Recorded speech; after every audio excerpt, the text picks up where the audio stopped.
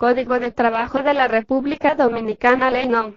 1692. Principios fundamentales. Principio 1. El trabajo es una función social que se ejerce con la protección y asistencia del Estado. Este debe velar porque las normas del derecho de trabajo se sujeten a sus fines esenciales, que son el bienestar humano y la justicia social. Principio 2. Toda persona es libre para dedicarse a cualquier profesión y oficio, industria o comercio permitidos por la ley. Nadie puede impedir el trabajo a los demás ni obligarlos a trabajar contra su voluntad. Principio 3. El presente código tiene por objeto fundamental regular los derechos y obligaciones de empleadores y trabajadores y proveer los medios de conciliar sus respectivos intereses. Consagra el principio de la cooperación entre el capital y el trabajo como base de la economía nacional.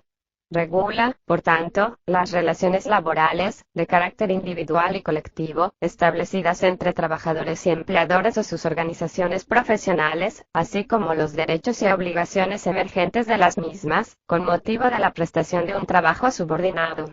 No se aplica a los funcionarios y empleados públicos, salvo disposición contraria de la presente ley o de los estatutos especiales aplicables a ellos.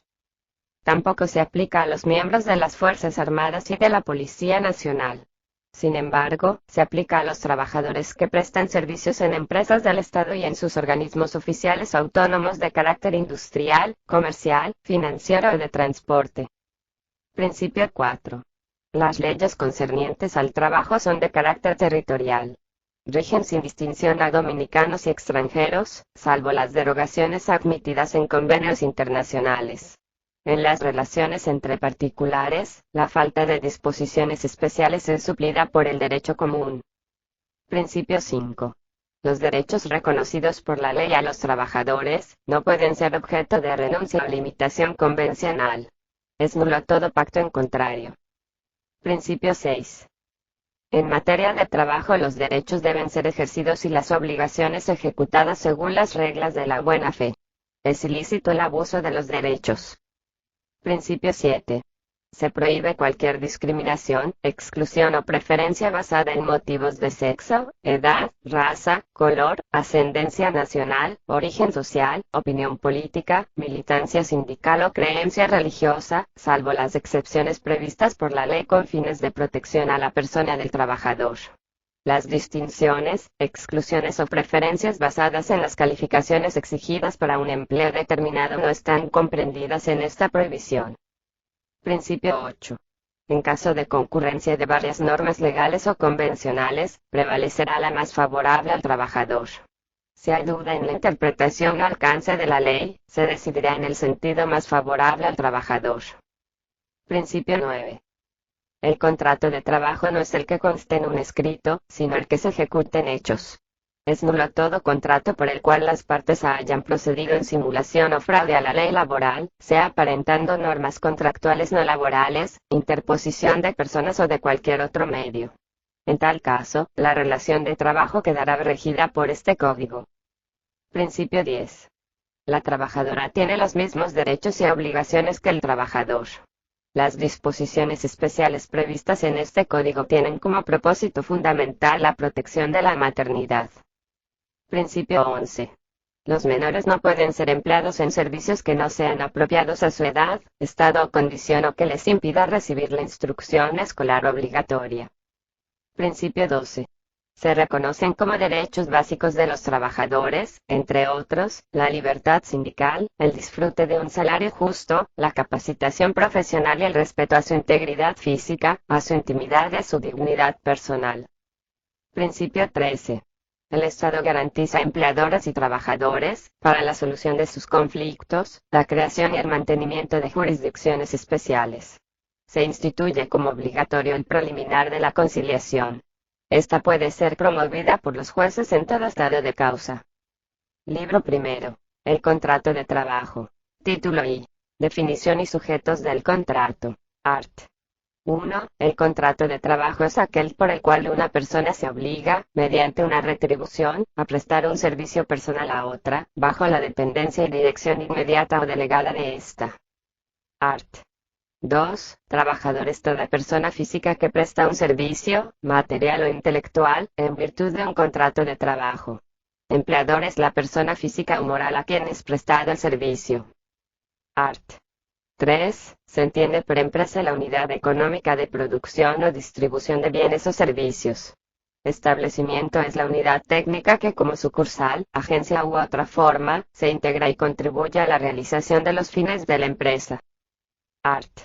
4. Los contratos relativos al servicio doméstico, al trabajo del campo, al trabajo a domicilio, a los transportes a los vendedores, viajantes de comercio y otros semejantes y a los minusválidos, están sometidos al régimen especial que para cada uno de ellos establece en este código.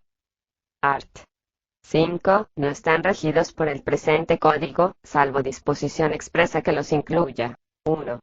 Los profesionales liberales que ejerzan su profesión en forma independiente. 2. Los comisionistas y los corredores. 3. Los agentes y representantes de comercio. 4. Los arrendatarios y los aparceros de los propietarios. Art. 6. Los administradores, gerentes, directores y demás empleados que ejercen funciones de administración o de dirección, se consideran representantes del empleador, en sus relaciones con los trabajadores, dentro de la órbita de sus atribuciones.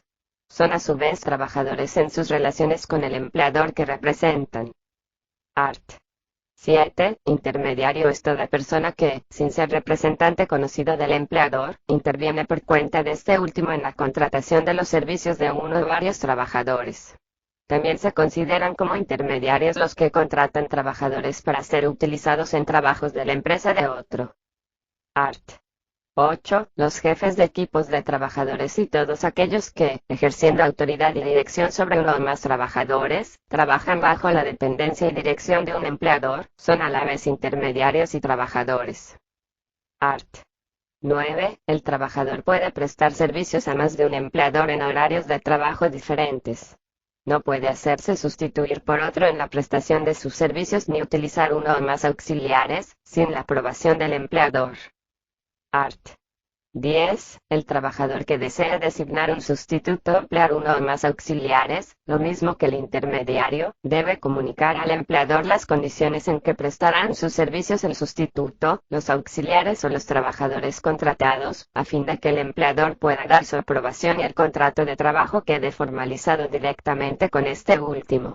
La circunstancia de que el sustituto, los auxiliares o los trabajadores ejecuten su trabajo con conocimiento del empleador o de sus representantes supone dicha aprobación. Art. 11. Se reputa que el intermediario que trabaja conjuntamente con las personas contratadas por él y el trabajador que utiliza auxiliares, cuando solo han obtenido la aprobación tácita del empleador, según la disposición final del artículo anterior, tiene poder para percibir la remuneración correspondiente al trabajo realizado en conjunto, mientras los trabajadores subordinados o los auxiliares no den a conocer al empleador las condiciones en que prestan sus servicios. Art. 12. No son intermediarios, sino empleadores, los que contratan obras o partes de obras en beneficio de otro para ejecutarlas por cuenta propia y sin sujeción a éste. Sin embargo, son intermediarios y solidariamente responsables con el contratista o empleador principal, las personas que no dispongan de elementos o condiciones propias para cumplir las obligaciones que deriven de las relaciones con sus trabajadores. Art. 13. Siempre que una o más empresas, aunque cada una de ellas tuviese personalidad jurídica propia, estuviesen bajo la dirección, control o administración de otras, o de tal modo relacionadas que constituyan un conjunto económico, a los fines de las obligaciones contraídas con sus trabajadores, serán solidariamente responsables, cuando hayan mediado maniobras fraudulentas. Art. 14. Los trabajadores al servicio de un empleador que haya contratado obras por su propia cuenta en beneficio de un tercero, tienen derecho de exigir de este último que retenga el importe de las retribuciones devengadas en una de las fechas fijadas para el pago, siempre que este pago no haya sido hecho por el empleador en la forma indicada. En este caso, los trabajadores quedarán subrogados en los derechos de su empleador frente al tercero. Los pagos hechos por el tercero al contratista antes de la oposición de los trabajadores podrán justificarse por todos los medios y sin requisitos de fecha cierta. El tercero no pagará a los trabajadores sino en virtud de sentencia oponible al contratista o con el consentimiento de este último. El empleador podrá probar por todos los medios el pago que hubiera hecho al contratista o ajustero antes de recibir la notificación de los trabajadores. Título I. Formación y prueba del contrato. Art. 15. Se presume, hasta prueba en contrario, la existencia del contrato de trabajo en toda relación de trabajo personal. Cuando se presenten en la práctica situaciones mixtas, en las cuales el contrato de trabajo se haya involucrado con otro u otros contratos, se dará preferencia a aquel de los contratos que esté más vinculado a lo esencial del servicio prestado. Art. 16. Las estipulaciones del contrato de trabajo, así como los hechos relativos a su ejecución o modificación pueden probarse por todos los medios. Sin embargo, se exime de la carga de la prueba al trabajador sobre los hechos que establecen los documentos que el empleador, de acuerdo con este código y sus reglamentos, tiene la obligación de comunicar, registrar y conservar, tales como planillas, carteles y libro de sueldos y jornales. Art. 17. El menor emancipado, o el menor no emancipado que haya cumplido 16 años de edad, se reputan mayores de edad para los fines del contrato de trabajo. El menor no emancipado, mayor de 14 años y menor de 16 puede celebrar contrato de trabajo, percibir las retribuciones convenidas y las indemnizaciones fijadas en este código y ejercer las acciones que de tales relaciones se derivan, con la autorización de su padre y de su madre o de aquel de estos que tenga sobre el menor la autoridad, o falta de ambos, de su tutor. En caso de discrepancia de los padres o falta de estos y del tutor, el juez de paz del domicilio del menor podrá conceder la autorización. En ningún caso el trabajo del menor podrá impedir su instrucción escolar obligatoria, la que estará a cargo y correrá por cuenta del empleador, bajo la supervigilancia de las autoridades, cuando por el hecho de dicho trabajo el menor no pueda recibir la instrucción escolar. Art. 18. La mujer tiene plena capacidad para celebrar el contrato de trabajo, percibir las retribuciones convenidas y ejercer todos los derechos y acciones que la ley acuerda al trabajador. Art. 19. Cualquiera de las partes puede exigir de la otra que el contrato de trabajo celebrado verbalmente se formalice por escrito y, en caso de negativa, dirigirse al Departamento de Trabajo o a la autoridad local que ejerza sus funciones, para que cite a la otra parte con el objeto indicado. Si la parte citada no comparece o mantiene su negativa, o si surgen diferencias, la cuestión se someterá al juzgado de trabajo, en la forma ordinaria de los asuntos contenciosos, para que se haga la debida justificación de la existencia del contrato y de sus estipulaciones. Art. 20. Cuando el contrato de trabajo conste por escrito, sus modificaciones deberán hacerse en igual forma. Art. 21. El trabajador o el empleador que no sepa o no pueda firmar suplirá su firma válidamente fijando sus señas digitales en las actas relativas al contrato a su ejecución o modificación. En este caso, las actas deberán además ser firmadas por 2 testigos, los cuales certificarán que han sido leídas a las partes y que éstas las han aprobado en la forma indicada. Art. 22. De todo contrato de trabajo por escrito se hará en 4 originales. Uno para cada una de las partes, y los otros 2 para ser remitidos por el empleador al Departamento de Trabajo o a la autoridad local que ejerza sus funciones, dentro de los 3 días de su fecha. Dicha autoridad local archivará uno de los originales, después de ser registrado en el libro que llevará con tal objeto, y enviará el otro original, en los 3 días de haberlo recibido, al Departamento de Trabajo para su registro y archivo en esta oficina. Art. 23. En caso de pérdida o destrucción del contrato escrito, en todos sus originales, la prueba de su contenido se hará por todos los medios. Art. 24. El contrato de trabajo escrito enunciará: 1. Los nombres y apellidos, nacionalidad, edad, sexo, estado civil, domicilio y residencia de los contratantes y las menciones legales de sus cédulas personales de identidad. 2. El servicio que el trabajador se obliga a prestar y las horas y el lugar en que deba hacerlo. 3. La retribución que habrá de percibir el trabajador con indicación de lo que gana por unidad de tiempo, por unidad de obra o de cualquier otra manera, y la forma, tiempo y lugar del pago. 4. La duración del contrato, si es por cierto tiempo, la indicación de la obra o servicio que es objeto del contrato, si es para una obra o servicio determinado, o la mención de que se hace por tiempo indefinido. 5. Los demás que las partes puedan convenir de acuerdo con la ley. Contendrá las firmas de las partes o sus señas digitales y las firmas de los testigos, si ello hubiera lugar, según prevé el artículo 21. Título I. Modalidades del contrato. Art. 25. El contrato de trabajo puede ser por tiempo indefinido, por cierto tiempo, o para una obra o servicio determinado. Art. 26. Cuando los trabajos son de naturaleza permanente, el contrato que se forma es por tiempo indefinido. Sin embargo, nada se opone a que el empleador garantice al trabajador que utilizará sus servicios durante cierto tiempo determinado. Art. 27. Se consideran trabajos permanentes los que tienen por objeto satisfacer necesidades normales, constantes y uniformes de una empresa. Art. 28. Para que los trabajos permanentes den origen a un contrato por tiempo indefinido es necesario que sean ininterrumpidos, esto es, que el trabajador deba prestar sus servicios todos los días laborales, sin otras suspensiones y descansos que los autorizados por este código o los convenidos entre las partes, y que la continuidad se extienda indefinidamente. Art.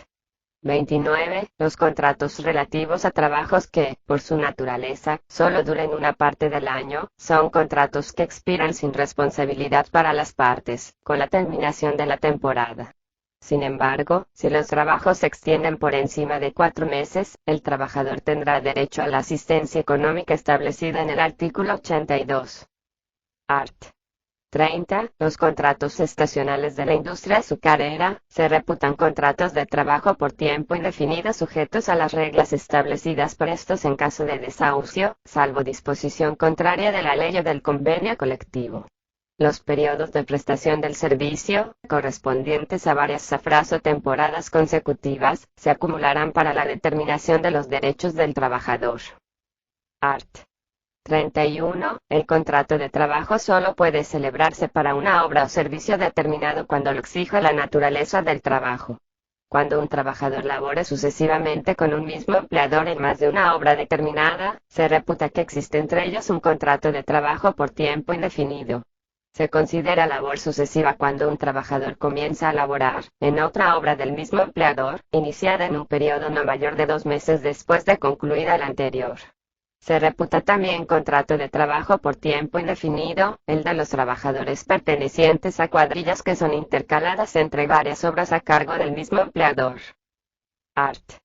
32. Cuando el trabajo tiene por objeto intensificar temporalmente la producción o responde a circunstancias accidentales de la empresa, o su necesidad cesa en cierto tiempo, el contrato termina sin responsabilidad para las partes con la conclusión de ese servicio, si esto ocurre antes de los 3 meses contados desde el inicio del contrato.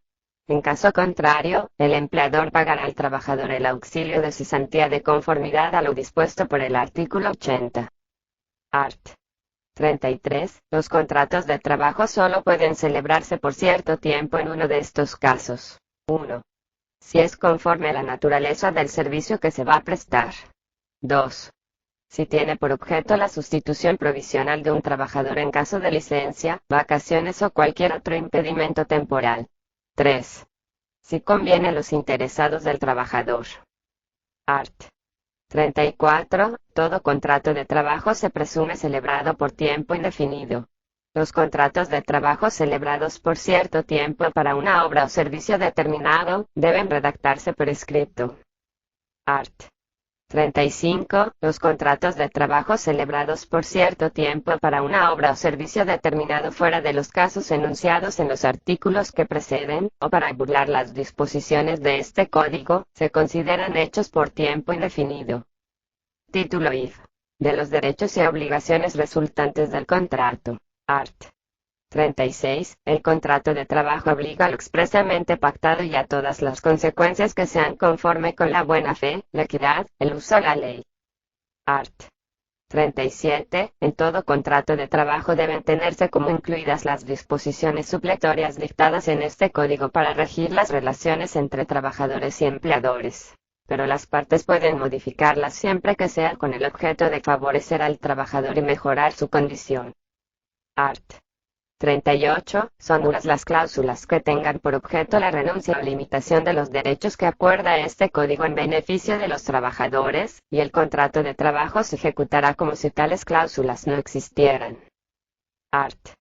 39. El trabajador debe desempeñar su trabajo con intensidad, cuidado y esmero, en la forma, tiempo y lugar convenidos, y bajo la dirección del empleador o de su representante a cuya autoridad está sometido en todo lo concerniente al trabajo. Art. 40. Las facultades de dirección que corresponden al empleador deben ejercitarse con carácter funcional, atendiendo a los fines de la empresa y a las exigencias de la producción, sin perjuicio de la preservación y mejoría de los derechos personales y patrimoniales del trabajador. Art. 41. El empleador está facultado para introducir los cambios que sean necesarios en las modalidades de la prestación, siempre que esos cambios no importen un ejercicio razonable de esa facultad, ni alteren las condiciones esenciales del contrato, ni causen perjuicio material ni moral al trabajador. Art. 42. El empleador solo puede aplicar las siguientes medidas disciplinarias. 1. Amonestación. 2. Anotación de las faltas con valoración de su gravedad en el registro del trabajador. Se establecen tales medidas disciplinarias sin perjuicio del derecho del empleador a ejercer las que le acuerde el artículo 88, en el caso de que hubiere lugar a ello. Art. 43. Los sistemas de controles personales del trabajador destinados a la protección de los bienes del empleador deben siempre salvaguardar la dignidad del trabajador y deben practicarse con discreción y según criterios de selección objetivos, los que deben tener en cuenta la naturaleza de la empresa, el establecimiento del taller en donde deben aplicarse. Los sistemas, en todos los casos, deben ser puestos en conocimiento del Departamento de Trabajo de la autoridad local que ejerza sus funciones, que están facultados para verificar si los mismos no afectan en forma manifiesta y discriminada la dignidad del trabajador. Art. 44. Además de las contenidas en otros artículos de este código y de las que pueden derivarse de los contratos de trabajo, de los convenios colectivos de condiciones de trabajo y de los reglamentos interiores, son obligaciones de los trabajadores. 1. Someterse a reconocimiento médico a petición del empleador, para comprobar que no padece ninguna incapacidad o enfermedad contagiosa que lo imposibilite para realizar su trabajo. Dicho examen estará a cargo del empleador. 2. Asistir con puntualidad al lugar en que deba presentarse para prestar sus servicios y desempeñarlos en la forma convenida. 3. Observar rigurosamente las medidas preventivas o higiénicas exigidas por la ley, las dictadas por las autoridades competentes y las que indique el empleador, para seguridad y protección personal de ellos o de sus compañeros de labores o de los lugares donde trabajan. 4. Comunicar al empleador o a sus representantes las observaciones que hagan para evitar cualquier daño que puedan sufrir los trabajadores o el empleador. 5. Prestar los servicios necesarios en caso de siniestro o riesgo inminente en que la persona o los bienes del empleador o de algún trabajador estén en peligro, sin que por ello tengan derecho a remuneración adicional. 6. Observar buena conducta y una estricta disciplina durante las horas de trabajo. 7. Guardar rigurosamente los secretos técnicos, comerciales o de fabricación de los productos a cuya elaboración concurran directa o indirectamente, o de los cuales tengan conocimiento por razón del trabajo que ejecuten, así como de los asuntos administrativos reservados cuya divulgación pueda causar perjuicio al empleador, tanto mientras dure el contrato de trabajo como después de su terminación. 8. Conservar en buen estado los instrumentos y útiles que se les faciliten para el trabajo, sin que sean responsables de su deterioro normal ni del que se ocasione por caso fortuito, fuerza mayor, mala calidad o defectuosa construcción. 9. Evitar desperdicios innecesarios en la manipulación de los materiales y devolver al empleador los que no hayan usado. 10. Desocupar dentro de un término de 45 días, contados desde la fecha en que terminen los efectos del contrato de trabajo, las viviendas que les hayan facilitado los empleadores. Art. 45. Está prohibido a los trabajadores. 1. Presentarse al trabajo o trabajar en estado de embriaguez o en cualquier otra condición análoga. 2. Portar armas de cualquier clase durante las horas de labor, salvo las excepciones que para ciertos trabajadores establezca la ley. 3. Hacer colectas en el lugar en que prestan servicios, durante las horas de este. 4. Usar los útiles y herramientas suministradas por el empleador en trabajo distinto de aquel a que estén destinados, o usar los útiles y herramientas del empleador sin su autorización. 5.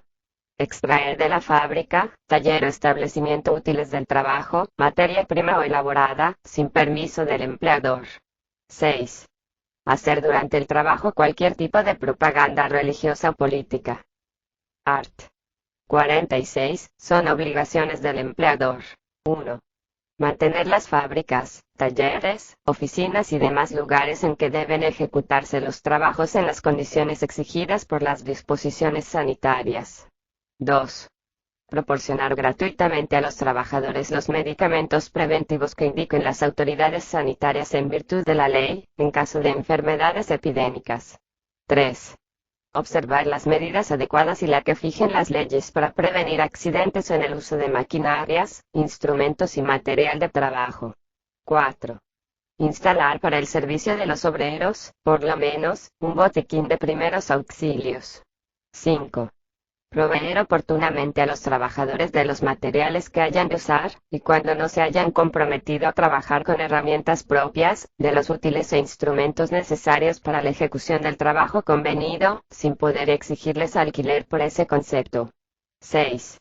Mantener local seguro para el depósito de los instrumentos y útiles del trabajador, cuando éste utilice herramientas propias que deban permanecer en el lugar donde se presten los servicios. 7. Pagar al trabajador el salario correspondiente al tiempo que éste pierda cuando se vea imposibilitado de trabajar por culpa del empleador. 8. Guardar a los trabajadores la debida consideración absteniéndose de maltrato de palabras de obra. 9. Proporcionar capacitación, adiestramiento, actualización y perfeccionamiento a sus trabajadores. 10. Cumplir con las demás obligaciones que le impone este código y las que se deriven de las leyes de los contratos del trabajo, de los convenios colectivos y de los reglamentos interiores. Art. 47. Está prohibido a los empleadores. 1. Exigir o aceptar dinero de los trabajadores como gratificación para que se les admita en el trabajo por cualquier otro motivo relativo a las condiciones de este. 2. Obligar a los trabajadores a que compren sus artículos de consumo en tienda o lugar determinado. 3. Hacer colectas y suscripciones en los centros de trabajo. 4. Influir para restringir el derecho de los trabajadores a ingresar en un sindicato o a retirarse de aquel a que pertenecen o a permanecer en él. 5. Ejercer presión en los trabajadores para que voten por determinada candidatura en la elección de los funcionarios o representantes de un sindicato. 6. Influir en las actuaciones políticas o en las creencias religiosas de los trabajadores. 7. Apropiarse o retener, por su sola voluntad, las herramientas o objetos del trabajador, a título de indemnización, garantía o compensación. 8. Presentarse en la fábrica, taller o establecimiento en estado de embriaguez o en cualquier otra condición análoga. 9. Ejercer acciones contra el trabajador que puedan considerarse de acoso sexual, o apoyar o no intervenir en caso de que lo realicen sus representantes. 10. Ejecutar cualquier acto que restrinja los derechos que el trabajador tiene conforme a la ley. Título B. De la suspensión de los efectos del contrato. Art. 48. Las causas de suspensión pueden afectar todos los contratos de trabajo vigentes en una empresa o solamente uno o varios de ellos. Art. 49. La suspensión de los efectos del contrato de trabajo no implica su terminación ni compromete la responsabilidad de las partes. Art. 50. Durante la suspensión de los efectos del contrato de trabajo, el trabajador queda liberado de prestar sus servicios y el empleador de pagar la retribución convenida, salvo disposición contraria de la ley, el convenio colectivo de condiciones de trabajo o el contrato. Art. 51. Son causas de suspensión de los efectos del contrato de trabajo. 1. El mutuo consentimiento de las partes. 2. El descanso por maternidad de la mujer trabajadora, según lo dispuesto en el artículo 236. 3. El hecho de que el trabajador esté cumpliendo obligaciones legales que lo imposibiliten temporalmente para prestar sus servicios al empleador. 4. El caso fortuito de fuerza mayor, siempre y cuando tenga como consecuencia necesaria, inmediata y directa la interrupción temporal de las faenas. 5. La detención, arresto o prisión preventiva del trabajador, seguida o no de libertad provisional hasta la fecha en que sea irrevocable la sentencia definitiva, siempre que lo absuelva o descargue o que lo condene únicamente a penas pecuniarias, sin perjuicio de lo previsto en el artículo 88 ordinal 18. 6. La enfermedad contagiosa del trabajador o cualquier otra que lo imposibilite temporalmente para el desempeño de sus labores. 7. Los accidentes que ocurran al trabajador en las condiciones y circunstancias previstas y amparadas por la Ley sobre Accidentes de Trabajo, cuando solo le produzca la incapacidad temporal. 8. La falta o insuficiencia de materia prima siempre que no sea imputable al empleador. 9. La falta de fondos para la continuación normal de los trabajos, si el empleador justifica plenamente la imposibilidad de obtenerlos. 10. El exceso de producción con relación a la situación económica de la empresa y a las condiciones del mercado. 11. La incosteabilidad de la explotación de la empresa. 12. La huelga y el paro calificados legales. Art. 52. En los casos de accidentes o enfermedad, el trabajador solo recibirá las atenciones médicas y las indemnizaciones acordadas por las leyes sobre accidentes del trabajo sobre seguro social en las formas y condiciones que dichas leyes determinan. Sin embargo, cuando el trabajador no esté asegurado por falta del empleador, este último cargará con los gastos médicos y las indemnizaciones correspondientes. Art. 53. La prisión preventiva del trabajador causada por una denuncia del empleador o por una causa ajena a la voluntad del trabajador, pero no extraña a la voluntad del empleador, la ocasionada por un hecho no intencional del trabajador cometido durante el ejercicio de sus funciones o por un acto realizado en defensa del empleador o de sus intereses, no liberarán este de su obligación de pagar el salario, si el trabajador es descargado o declarado inocente. Art. 54. El empleador está obligado a conceder al trabajador 5 días de licencia con disfrute de salario, con motivo de la celebración del matrimonio de 3 días, en los casos de fallecimiento de cualquiera de sus abuelos, padres e hijos, o de su compañera, y 2 días para el caso de alumbramiento de la esposa o de la compañera debidamente registrada en la empresa. Art. 55. La suspensión de los efectos del contrato de trabajo surtirá efecto desde el día en que ha ocurrido el hecho que lo origina. En los casos previstos en los ordinales 4, 8, 9, 10, 11 del artículo 51, la duración máxima de la suspensión será de 90 días en un periodo de 12 meses. En caso de necesitar el empleador una prórroga de la suspensión, el Departamento de Trabajo tendrá la potestad de concederla si persisten las causas que originan la suspensión. Dicha suspensión debe comunicarse por escrito al trabajador y al Departamento de Trabajo, dentro de los 3 días de haberse producido, indicando su causa y la duración y acompañando la solicitud de los documentos que la justifiquen. Igual comunicación debe ser hecha por los herederos o los representantes del empleador cuando la suspensión se deba a su fallecimiento. Estas participaciones pueden hacerse aún antes de que produzca la suspensión. Art. 56. El Departamento de Trabajo comprobará si existe o no la causa de suspensión alegada y dictará la resolución correspondiente en un plazo que no exceda de 15 días. Art. 57. El empleador puede nombrar un sustituto mientras dure la ausencia del trabajador por cualesquiera de las causas anunciadas en los ordinales 1, 2, 3, 5, 6 y 7 del artículo 51. Art. 58. Es obligación del trabajador dar aviso al empleador de la causa que le impida asistir a su trabajo dentro de las 24 horas de ocurrir el hecho que justifique la suspensión de los efectos del contrato. Art.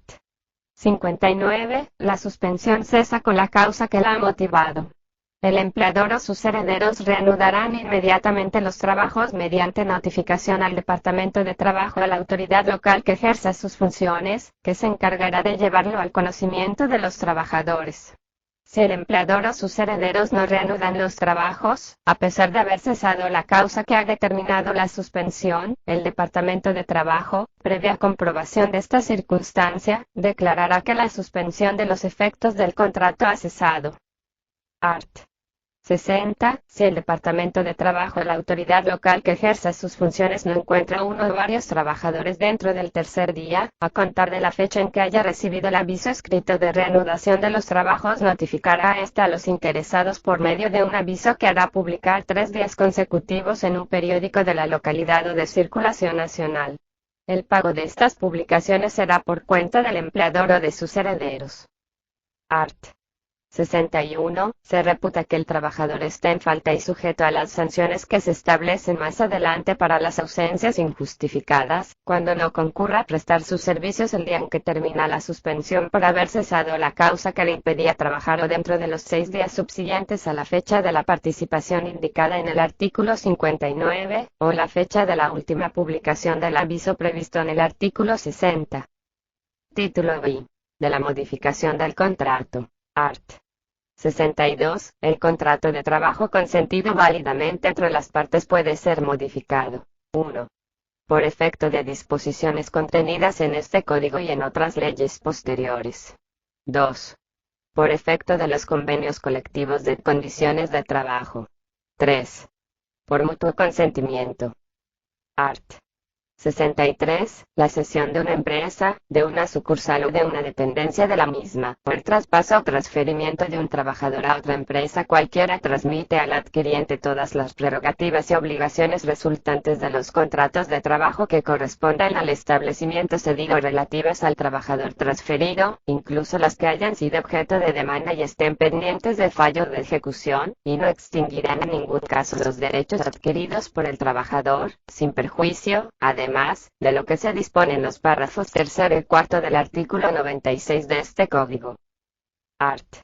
64. El nuevo empleador es solidariamente responsable con el empleador sustituido de las obligaciones derivadas de los contratos de trabajo de la ley, nacidas antes de la fecha de la sustitución, hasta la prescripción de la correspondiente acción. Art. 65. La cesión de la empresa o de una sucursal o dependencia debe ser notificada por el empleador al sindicato, a los trabajadores y al Departamento de Trabajo, o a la autoridad local que ejerza sus funciones, dentro de las 72 horas posteriores a la fecha de la cesión. El incumplimiento de esta obligación compromete solidariamente la responsabilidad del empleador sustituto y del sustituido. Art. 66. Las relaciones entre el empleador sustituido y el sustituto no están regidas por este código. Título B. De la terminación del contrato. Capítulo I. De las causas de terminación. Art. 67. El contrato de trabajo puede terminar sin responsabilidad o con responsabilidad para las partes. Art. 68. El contrato de trabajo termina sin responsabilidad para ninguna de las partes. 1. Por mutuo consentimiento. 2. Por la ejecución del contrato. 3. Por la imposibilidad de ejecución. Art. 69. El contrato de trabajo termina con responsabilidad para alguna de las partes. 1. Por el desahucio. 2. Por el despido del trabajador. 3. Por la dimisión del trabajador. Art. 70. A la terminación de todo contrato de trabajo por cualquier causa que ésta se produzca, el empleador debe dar un certificado al trabajador, a petición de éste, que exprese únicamente: 1. La fecha de su entrada. 2. La fecha de su salida. 3. La clase de trabajo ejecutado. 4. El salario que devengaba. Capítulo I. De la terminación sin responsabilidad. Art. 71. La terminación del contrato de trabajo por mutuo consentimiento, para que tenga validez debe hacerse ante el Departamento de Trabajo o la autoridad local que ejerza sus funciones, o ante notario. Art. 72. Los contratos para un servicio o una obra determinada terminan, sin responsabilidad para las partes, con la prestación del servicio o con la conclusión de la obra. La duración del contrato de trabajo para servicios determinados en una obra cuya ejecución se realiza por diversos trabajadores especializados, se fija por la naturaleza de la labor confiada al trabajador y por el tiempo necesario para concluir dicha labor. Si en el curso de la ejecución de la obra o de parte de ella, hay una necesidad justificada por la naturaleza del trabajo, de reducir el número de trabajadores, se seguirán las reglas establecidas en el artículo 141. Esta reducción se operará de acuerdo con las necesidades del trabajo. Art. 73. Los contratos por cierto tiempo terminan sin responsabilidad para las partes con el plazo convenido. Si el trabajador continúa prestando los mismos servicios con el conocimiento del empleador, su contrato será por tiempo indefinido y se considerará que ha tenido este carácter desde el comienzo de la relación de trabajo. Art. 74. El contrato termina también sin responsabilidad para ninguna de las partes si se produce un caso fortuito de fuerza mayor. Si el empleador está asegurado en el momento en que se produce el siniestro, deberá, al recibir la indemnización por concepto de seguro, reconstruir la empresa en proporción del valor recibido, o de lo contrario, indemnizar equitativamente a los trabajadores. La indemnización de los trabajadores nunca podrá ser mayor del importe del auxilio de cesantía. Capítulo I. De la terminación por desahucio. Art. 75. Desahucio es el acto por el cual una de las partes, mediante aviso previo a la otra y sin alegar causa, ejerce el derecho de poner término a un contrato por tiempo indefinido. El desahucio no surte efecto y el contrato por tiempo indefinido se mantiene vigente, si el empleador ejerce su derecho. 1. Durante el tiempo en que ha garantizado al trabajador que utilizará sus servicios, conforme a lo dispuesto por el artículo 26. 2. Mientras estén suspendidos los efectos del contrato de trabajo, si la suspensión tiene su causa en un hecho inherente a la persona del trabajador. 3. Durante el periodo de las vacaciones del trabajador. 4. En los casos previstos en los artículos 232 y 392. Si el trabajador ejerce el desahucio contra un empleador que ha erogado fondos a fin de que aquel adquiera adiestramiento técnico y realice estudios que lo capaciten para su labor, dentro de un periodo igual al doble del utilizado en el adiestramiento de los estudios, contado a partir del final de los mismos pero que en ningún caso excederá de 2 años, su contratación por otro empleador, en ese periodo, compromete frente al primer empleador la responsabilidad civil del trabajador y además, solidariamente, la del nuevo empleador. Art. 76. La parte que ejerce el derecho de desahucio debe dar aviso previo a la otra, de acuerdo con las reglas siguientes. 1. Después de un trabajo continuo no menor de 3 meses ni mayor de 6, con un mínimo de 7 días de anticipación. 2. Después de un trabajo continuo que exceda de 6 meses y no sea mayor de un año, con un mínimo de 14 días de anticipación. 3. Después de un año de trabajo continuo, con un mínimo de 28 días de anticipación. Art. 77. El desahucio se comunicará por escrito al trabajador y dentro de las 48 horas siguientes se participará el Departamento de Trabajo de la autoridad local que ejerza sus funciones, mediante carta depositada en estas oficinas. La misma obligación se impone al trabajador, pero su comunicación puede ser hecha oralmente o por escrito. Art. 78. Durante el transcurso del preaviso subsistirán las obligaciones resultantes del contrato de trabajo, pero el trabajador tendrá derecho, sin reducción de su salario, a gozar de una licencia de 2 medias jornadas a la semana. Art. 79. La parte que omite el preaviso le otorgue de modo insuficiente debe pagar a la otra una indemnización sustitutiva equivalente a la remuneración que correspondería al trabajador durante los plazos señalados por el artículo 76. Art. 80. El empleador que ejerce el desahucio debe pagar al trabajador un auxilio de cesantía cuyo importe se fijará de acuerdo con las reglas siguientes. 1. Después de un trabajo continuo no menor de 3 meses ni mayor de 6, una suma igual a 6 días de salario ordinario. 2. Después de un trabajo continuo no menor de 6 meses ni mayor de un año, una suma igual a 13 días de salario ordinario. 3.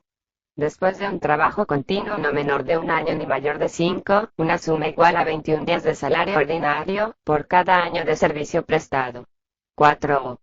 Después de un trabajo continuo no menor de 5 años, una suma igual a 23 días de salario ordinario, por cada año de servicio prestado. Toda fracción de un año, mayor de 3 meses, debe pagarse de conformidad con los ordinales 1 y 2 de este artículo. El cálculo del auxilio de cesantía que corresponde a los años de vigencia del contrato del trabajador anteriores a la promulgación de este código, se hará en base a 15 días de salario ordinario por cada año de servicio prestado. Art. 81. El auxilio de cesantía debe pagarse aunque el trabajador pase inmediatamente a servir a las órdenes de otro empleador. Art. 82. Se establece una asistencia económica de 5 días de salario ordinario después de un trabajo continuo no menor de 3 meses ni mayor de 6, de 10 días de salario ordinario después de un trabajo continuo no menor de 6 meses ni mayor de un año, y de 15 días de trabajo ordinario por cada año de servicio prestado después de un año de trabajo continuo, cuando el contrato de trabajo termina. 1. Por la muerte del empleador o su incapacidad física o mental, siempre que estos hechos produzcan como consecuencia la terminación del negocio. 2. Por la muerte del trabajador o su incapacidad física o mental o inhabilidad para el desempeño de los servicios que se obligó a prestar. En este caso, la asistencia económica se pagará a la persona que el trabajador hubiere designado en declaración hecha ante el Departamento de Trabajo o la autoridad local que ejerza sus funciones, o ante un notario. A falta de esta declaración, el derecho pertenecerá por partes iguales y con derecho de acrecer, al cónyuge y a los hijos menores del trabajador, y a falta de ambos a los ascendientes mayores de 60 años o inválidos, y a falta de estos últimos, a los herederos legales del trabajador. Si el trabajador estuviera incapacitado física o mentalmente para recibir el pago de sus derechos, la asistencia económica será entregada a la persona que lo tenga bajo su cuidado. 3. Por enfermedad del trabajador o ausencia cumpliendo las obligaciones a que se refiere el ordinal 3. Del artículo 51 u otra causa justificada que le haya impedido concurrir a sus labores por un periodo total de un año, desde el día de su primera inasistencia. 4. Por agotamiento de la materia prima objeto de una industria extractiva. 5. Por quiebra de la empresa, siempre que cese totalmente la explotación del negocio por su cierre o reducción definitiva de su personal, resultantes de falta de elementos para continuar la explotación, incosteabilidad de la misma u otra causa análoga, con la aprobación del Departamento de Trabajo, en la forma establecida en el artículo 56. Art. 83. Los trabajadores cuyos contratos terminen por jubilación o retiro recibirán una compensación equivalente a las prestaciones correspondientes al desahucio, si la pensión es otorgada por el Instituto Dominicano de Seguros Sociales. Las pensiones o jubilaciones otorgadas por entidades del sector privado y la compensación establecida en este artículo son mutuamente excluyentes. El trabajador puede acogerse a una u otra opción. Si la pensión o jubilación privada es contributiva, el trabajador que opta por la compensación, recibirá la parte de sus aportes estipulados en el plan de retiro. Art. 84. La duración del contrato continuo incluye los días de fiesta legal, los de descanso semanal, los de vacaciones y los de suspensión de los efectos del contrato de trabajo por cualquiera de las causas enumeradas en el artículo 51, o convenidas por las partes. Art. 85. El importe del auxilio de cesantía, lo mismo que el correspondiente al preaviso, cuando sea omitido, se calculará tomando como base el promedio de los salarios devengados por el trabajador durante el último año, fracción de un año que tenga de vigencia el contrato. Para estos cálculos solo se tendrán en cuenta los salarios correspondientes a horas ordinarias. Art. 86. Las indemnizaciones por omisión del preaviso y por el auxilio de cesantía no están sujetas al pago del impuesto sobre la renta, ni son susceptibles de gravamen, embargo, compensación, traspaso o venta, con excepción de los créditos otorgados o de las obligaciones surgidas con motivo de leyes especiales. Dichas indemnizaciones deben ser pagadas al trabajador en un plazo de 10 días, a contar de la fecha de la terminación del contrato. En caso de incumplimiento, el empleador debe pagar, en adición, una suma igual a un día del salario devengado por el trabajador por cada día de retardo. Capítulo IV. De la terminación por despido del trabajador. Art. 87. Despido es la resolución del contrato de trabajo por la voluntad unilateral del empleador. Es justificado cuando el empleador prueba la existencia de una justa causa prevista al respecto en este código. Es injustificado en el caso contrario. Art. 88. El empleador puede dar por terminado el contrato de trabajo despidiendo al trabajador por cualquiera de las causas siguientes. 1. Por haber el trabajador inducido a error al empleador pretendiendo tener condiciones o conocimientos indispensables que no posee, o presentándole referencias o certificados personales cuya falsedad se comprueba luego. 2. por ejecutar el trabajo en forma que demuestre su incapacidad e ineficiencia. Esa causa deja de tener efecto a partir de los 3 meses de prestar servicios el trabajador. 3. Por incurrir el trabajador durante sus labores en falta de probidad o de honradez, en actos o intentos de violencias, injurias o malos tratamientos contra el empleador o los parientes de éste bajo su dependencia. 4. Por cometer el trabajador, contra alguno de sus compañeros, cualquiera de los actos enumerados en el apartado anterior, si ello altera el orden del lugar en que trabaja. 5. Por cometer el trabajador, fuera de servicio, contra el empleador o los parientes que dependen de él, o contra los jefes de la empresa algunos de los actos a que se refiere el ordinal 3 del presente artículo. 6. Por ocasionar el trabajador, intencionalmente, perjuicios materiales, durante el desempeño de las labores o con motivo de estas, en los edificios, obras, maquinarias, herramientas, materias primas, productos y demás objetos relacionados con el trabajo. 7. Por ocasionar el trabajador los perjuicios graves, mencionados en el ordinal anterior, sin intención, pero con negligencia o imprudencia de tal naturaleza que sean la causa del perjuicio. 8. Por cometer el trabajador actos deshonestos en el taller, establecimiento o lugar de trabajo. 9. Por revelar el trabajador los secretos de fabricación o dar a conocer asuntos de carácter reservado en perjuicio de la empresa. 10. Por comprometer el trabajador, por imprudencia o descuido inexcusable, la seguridad del taller, oficina u otro centro de la empresa o de personas que allí se encuentren. 11. Por inasistencia del trabajador a sus labores durante 2 días consecutivos o 2 días en un mismo mes sin permiso del empleador o de quien lo represente, o sin notificar la causa justa que tuvo para ello en el plazo prescrito por el artículo 58. 12. Por ausencia, sin notificación de la causa justificada, del trabajador que tenga a su cargo alguna faena o máquina cuya inactividad o paralización implique necesariamente una perturbación para la empresa. 13. Por salir el trabajador durante las horas de trabajo sin permiso del empleador o de quien lo representa y sin haber manifestado a dicho empleador o a su representante, con anterioridad, la causa justificada que tuviera para abandonar el trabajo. 14. Por desobedecer el trabajador al empleador o a sus representantes, siempre que se trate del servicio contratado. 15. Por negarse el trabajador a adoptar las medidas preventivas o a seguir los procedimientos indicados por la ley, las autoridades competentes o los empleadores, para evitar accidentes o enfermedades. 16. Por violar el trabajador cualquiera de las prohibiciones previstas en los ordinales 1, 2, 5 y 6 del artículo 45. 17.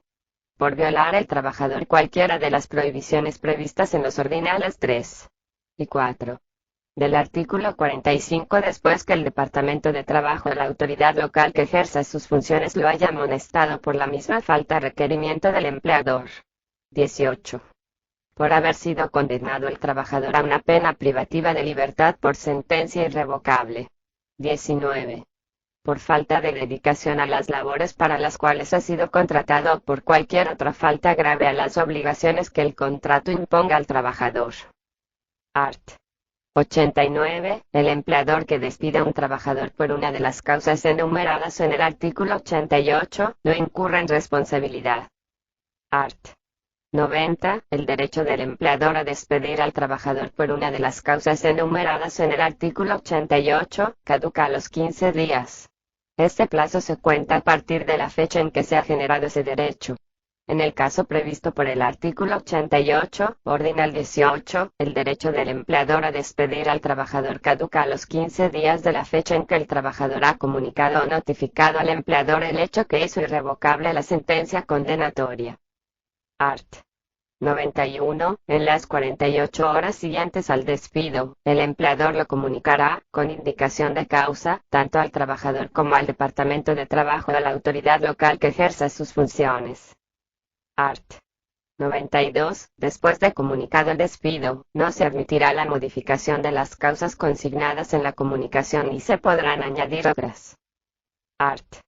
93. El despido que no haya sido comunicado a la autoridad del trabajo correspondiente en la forma y en el término indicado en el artículo 91, se reputa que carece de justa causa.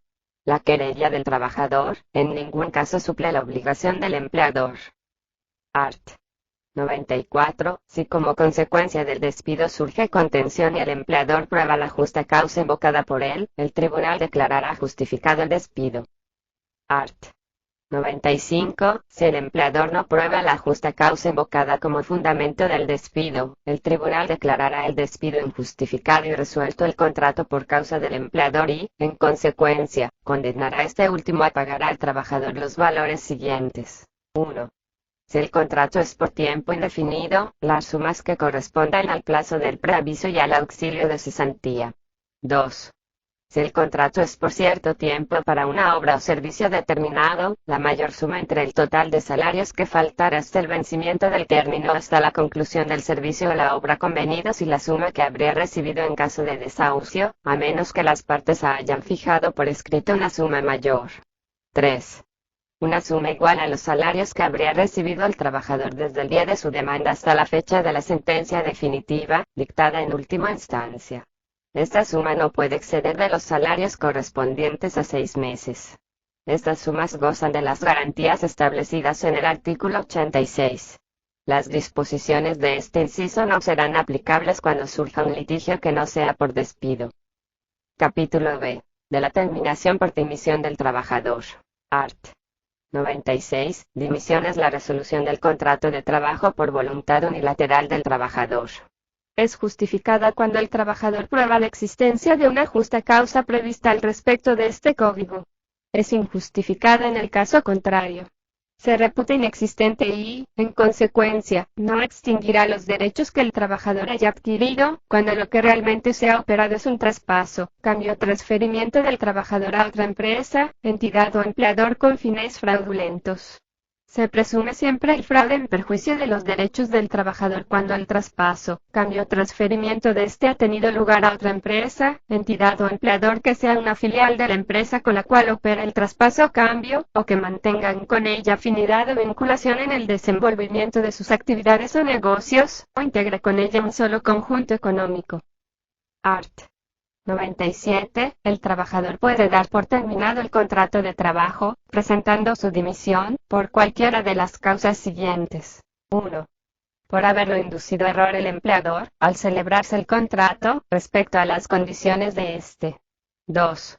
Por no pagarle el empleador el salario completo que le corresponde, en la forma y lugar convenidos o determinados por la ley, salvo las reducciones autorizadas por esta. 3. Por negarse el empleador a pagar el salario o reanudar el trabajo en caso de suspensión ilegal de los efectos del contrato de trabajo. 4. Por incurrir el empleador, sus parientes o dependientes que obren con el consentimiento expreso o tácito de él dentro del servicio, en faltas de probidad, honradez, en actos o intentos de violencia, injurias o malos tratamientos contra el trabajador o contra su cónyuge, padres e hijos y hermanos. 5. Por incurrir las mismas personas en los actos a que se refiere el apartado anterior, fuera del servicio si son de tal gravedad que hagan imposible el cumplimiento del contrato. 6. Por haber el empleador, por sí mismo y por medio de otra persona, ocultado, inutilizado o deteriorado intencionalmente las herramientas útiles de trabajo del trabajador. 7. Por reducir ilegalmente el empleador el salario del trabajador. 8. Por exigir el empleador al trabajador que realice un trabajo distinto de aquel a que está obligado por el contrato, salvo que se trate de un cambio temporal a un puesto inferior en caso de emergencia con disfrute del mismo salario correspondiente a su trabajo ordinario. 9. Por requerir el empleador al trabajador que preste sus servicios en condiciones que lo obliguen a cambiar de residencia, a menos que el cambio haya sido previsto en el contrato o resulte de la naturaleza del trabajo o del uso, o sea justificado y no cause perjuicios al trabajador. 10. Por estar el empleador, un miembro de su familia o sus representantes en la dirección de las labores, atacado de alguna enfermedad contagiosa siempre que el trabajador deba permanecer en contacto inmediato con las personas de que se trata, o por consentir el empleador o su representante que un trabajador atacado de enfermedad contagiosa permanezca en el trabajo con perjuicio para el trabajador dimisionario. 11. Por existir peligro grave para la seguridad o salud del trabajador, porque no se cumplan las medidas preventivas y de seguridad que las leyes establecen. 12. por comprometer el empleador, con su imprudencia o descuido inexcusable, la seguridad del taller, oficina o centro de trabajo de las personas que allí se encuentren. 13. Por violar el empleador cualquiera de las disposiciones contenidas en el artículo 47. 14. Por incumplimiento de una obligación sustancial a cargo del empleador. Art. 98. El derecho del trabajador a dar por terminado el contrato de trabajo, presentando su dimisión por cualquiera de las causas enunciadas en el artículo 97, caduca a los 15 días. Este plazo se cuenta a partir de la fecha en que se ha generado ese derecho. Art. 99. El trabajador que presente su dimisión y abandone el trabajo por cualquiera de las causas enumeradas en el artículo 97 no incurre en responsabilidad. Art. 100. En las 48 horas siguientes a la dimisión, el trabajador la comunicará, con indicación de causa, tanto al empleador, como al Departamento de Trabajo o a la autoridad local que ejerza sus funciones. La dimisión no comunicada a la autoridad del trabajo correspondiente en el término indicado en este artículo se reputa que carece de justa causa. El trabajador no está obligado a cumplir esta obligación si la dimisión se produce ante la autoridad de trabajo correspondiente. Art. 101. Si como consecuencia de la dimisión surge contención entre las partes y el trabajador prueba la justa causa invocada por él, el tribunal declarará justificada la dimisión y condenará al empleador a las mismas indemnizaciones que prescribe el artículo 95 para el caso de despido injustificado. Art. 102. Si no se comprueba la justa causa invocada como fundamento de la dimisión, el tribunal la declarará injustificada, resolverá el contrato de trabajo por culpa del trabajador y condenará a este al pago de una indemnización en favor del empleador igual al importe del preaviso previsto en el artículo 76. Libro segundo. De la regulación privada de las condiciones del contrato de trabajo. Título I. Del convenio colectivo de condiciones de trabajo. Art. 103. Convenio colectivo de condiciones de trabajo es el que, con la intervención de los organismos más representativos, tanto de empleadores como de trabajadores, puede celebrarse entre uno o varios sindicatos de trabajadores, y uno o varios empleadores o uno o varios sindicatos de empleadores, con el objeto de establecer las condiciones a que deben sujetarse los contratos de trabajo de una o varias empresas. Art.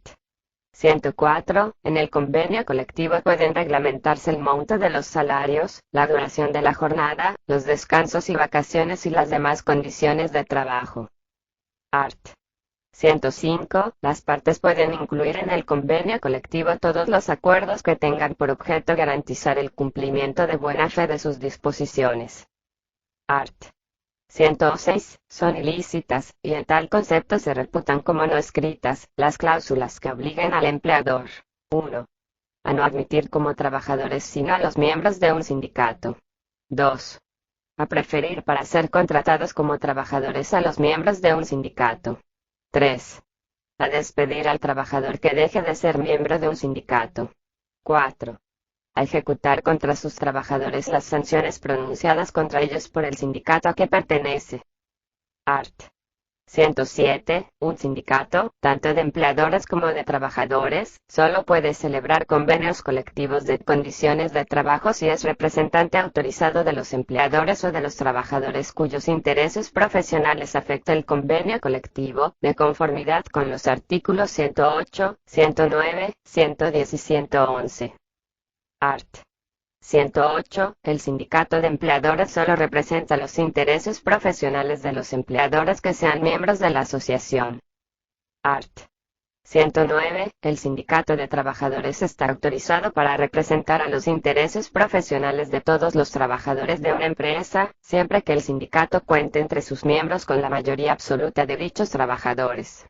A los fines de determinar la mayoría requerida en este artículo, no se tomará en consideración a los trabajadores que ocupen puestos de dirección o de inspección de labores. Art. 110. El sindicato por rama de actividad está autorizado a negociar y suscribir un convenio colectivo de condiciones de trabajo para determinada rama de actividad, si representa la mayoría absoluta de los trabajadores empleados en la rama de actividad de que se trate, sea a nivel local, regional o nacional, y que estos presten sus servicios al empleador o empleadores requeridos a negociar colectivamente. Art.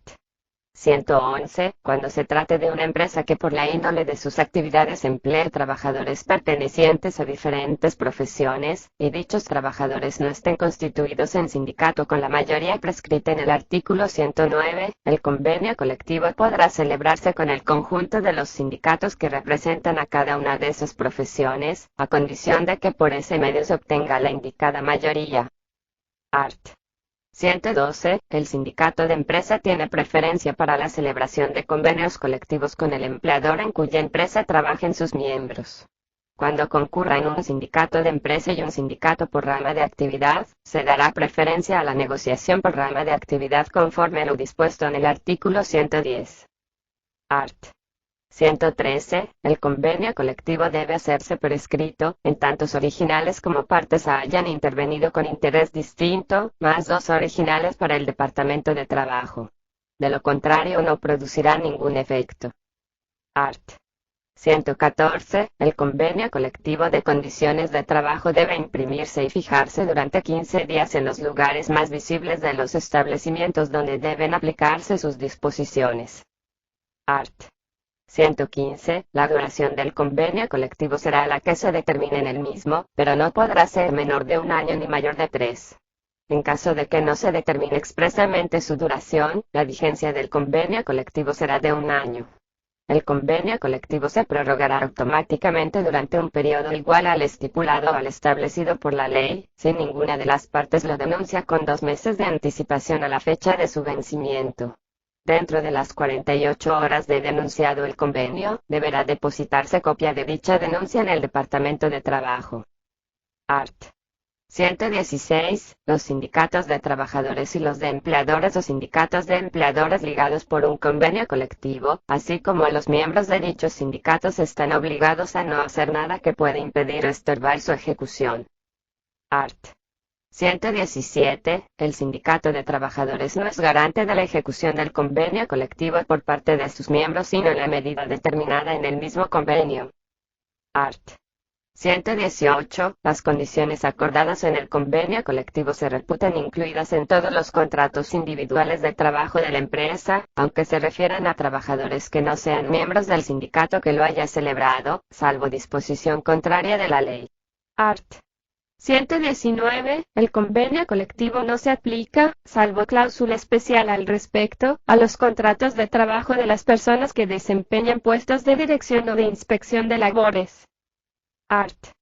120. Los contratos de trabajo celebrados por la empresa con anterioridad a la vigencia del convenio colectivo quedan modificados de pleno derecho, sin formalidad alguna, de acuerdo con las condiciones acordadas en el convenio, siempre que favorezcan al trabajador. Art. 121. Se considerarán como no escritas las cláusulas del contrato de trabajo que contengan renuncia o limitación de los derechos que el convenio colectivo establece en favor de los trabajadores de la empresa. Art.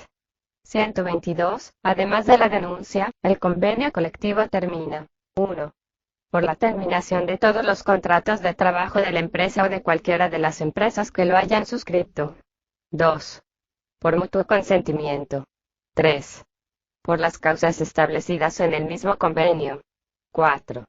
Por la extinción del sindicato o de cualquiera de los sindicatos que hayan suscrito el convenio colectivo.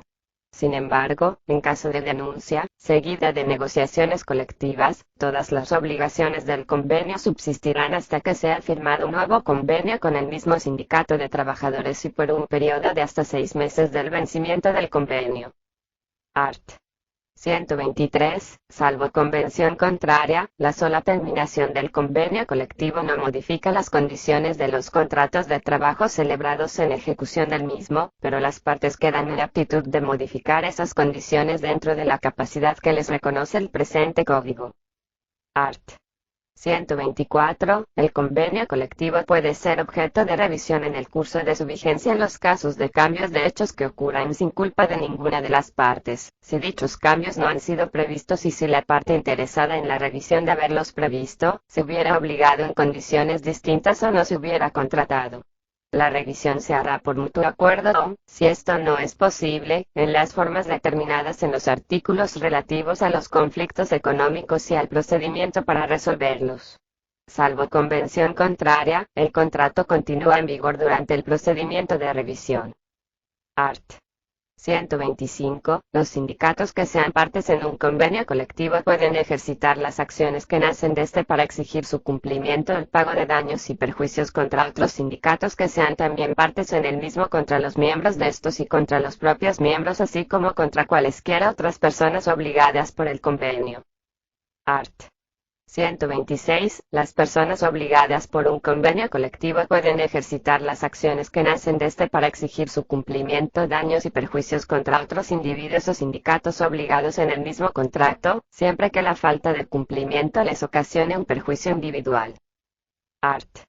127. Cuando en una rama de actividad existan convenios colectivos vigentes que afecten a la mayoría de los empleadores y a la mayoría de los trabajadores de la rama de actividad de que trate, el secretario de Estado de Trabajo podrá, a petición de parte interesada, convocar a una reunión para tratar de uniformar voluntariamente las condiciones generales de trabajo en esa rama de actividad, tomando en cuenta, entre otros criterios, el importe del capital y las existencias de cada empresa, así como el tiempo de funcionamiento y el número de trabajadores que cada una de ellas emplea. Art. 128. El empleador y el sindicato de trabajadores de la empresa pueden, mediante acuerdo mutuo, adherirse al convenio de la rama de actividad correspondiente o adoptar el vigente en otra empresa. Título I. Del Reglamento Interior de Trabajo. Art. 129. Reglamento Interior de Trabajo es un conjunto de disposiciones obligatorias para los trabajadores y empleadores que tienen por objeto organizar las labores de una empresa. Art. 130. El empleador puede formular o modificar por sí solo el Reglamento Interior de Trabajo siempre que observe las prescripciones del presente título y que sus disposiciones no sean contrarias a las leyes de orden público, o a los convenios colectivos y a los contratos de trabajo. Art. 131. El Reglamento Interior de Trabajo puede contener las enunciaciones siguientes. 1.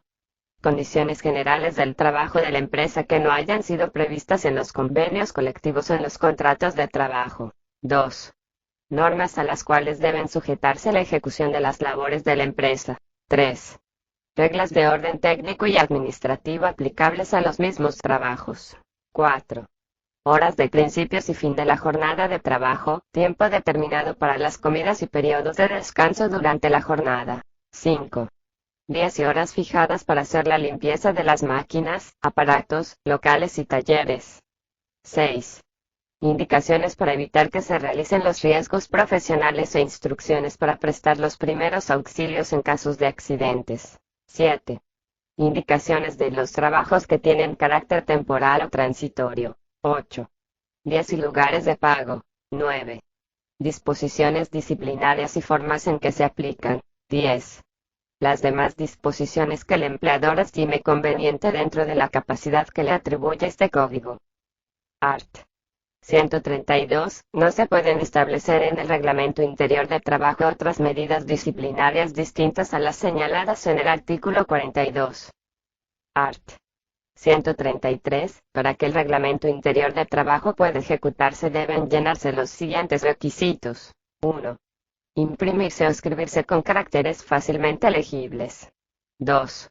Fijarse en los lugares más visibles del establecimiento. 3. Depositarse en la oficina del Departamento de Trabajo de la autoridad local que ejerza sus funciones, que recibirá 2 ejemplares y firmará los que el empleador necesite. Art.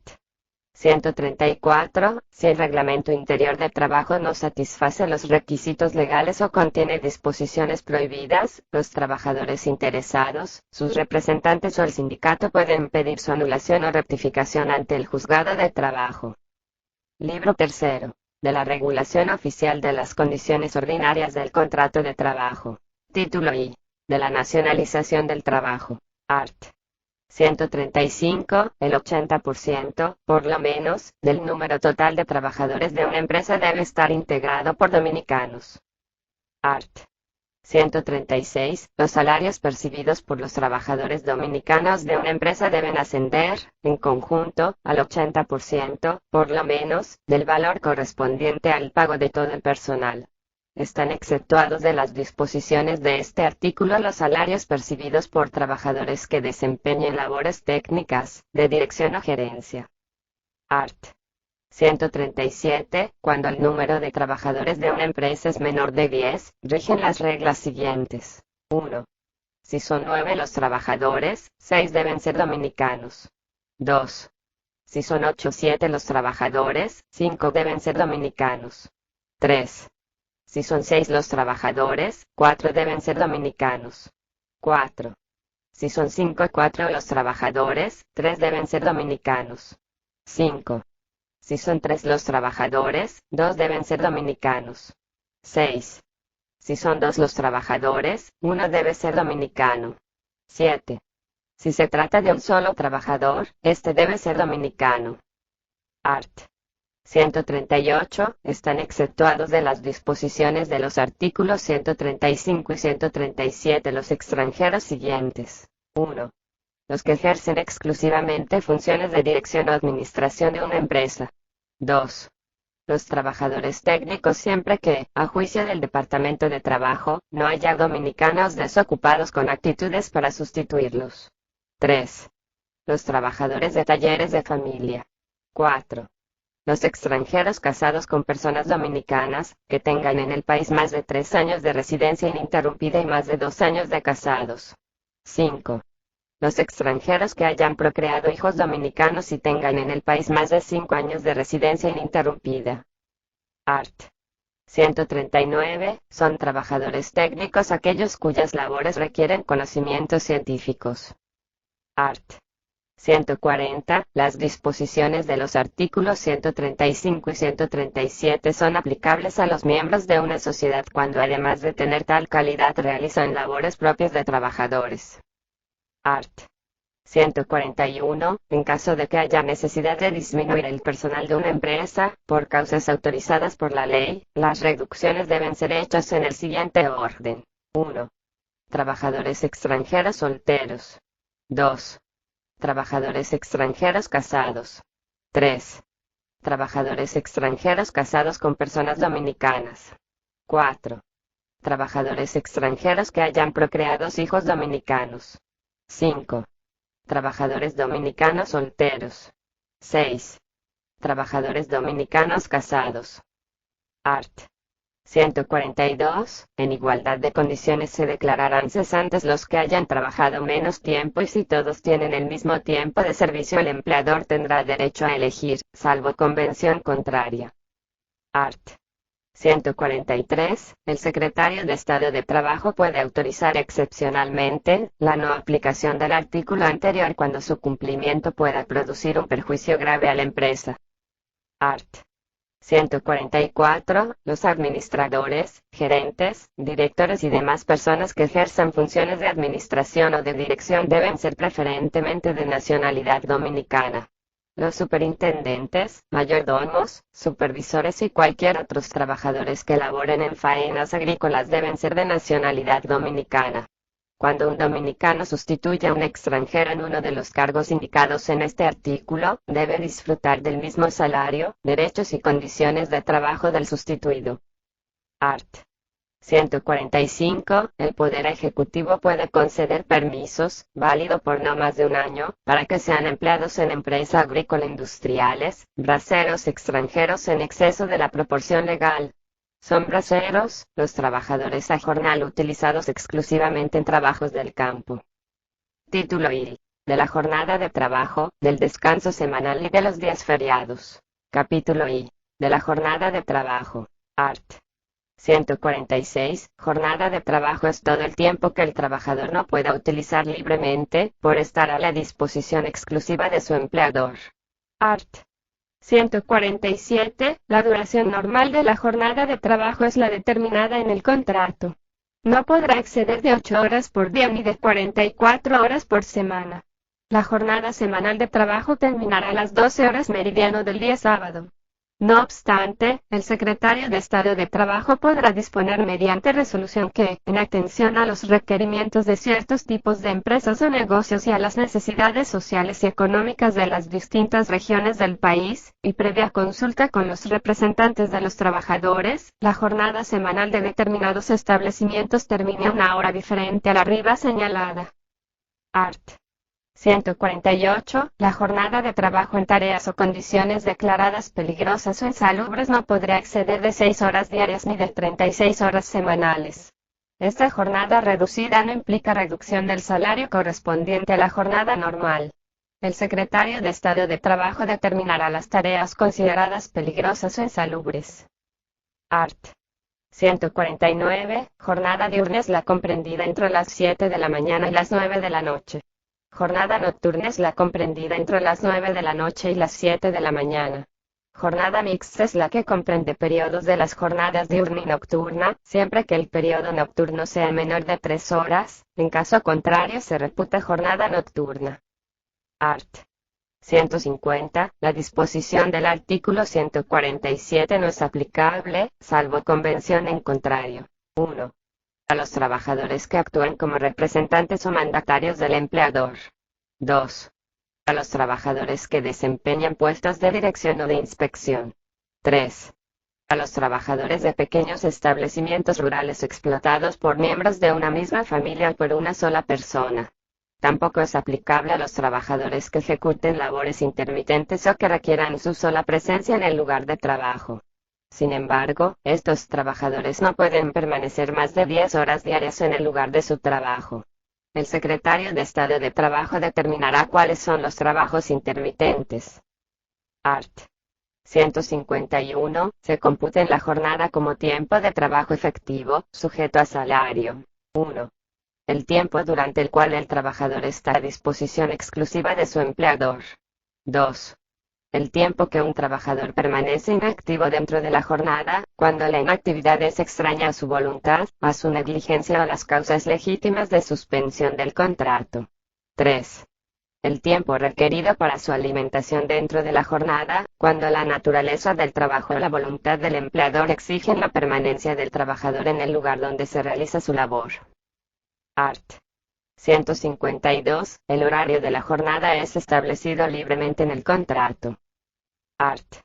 153. La jornada de trabajo puede ser excepcionalmente elevada, pero solamente lo imprescindible para evitar una grave perturbación al funcionamiento normal de la empresa, en los casos siguientes. A. Accidentes ocurridos o inminentes.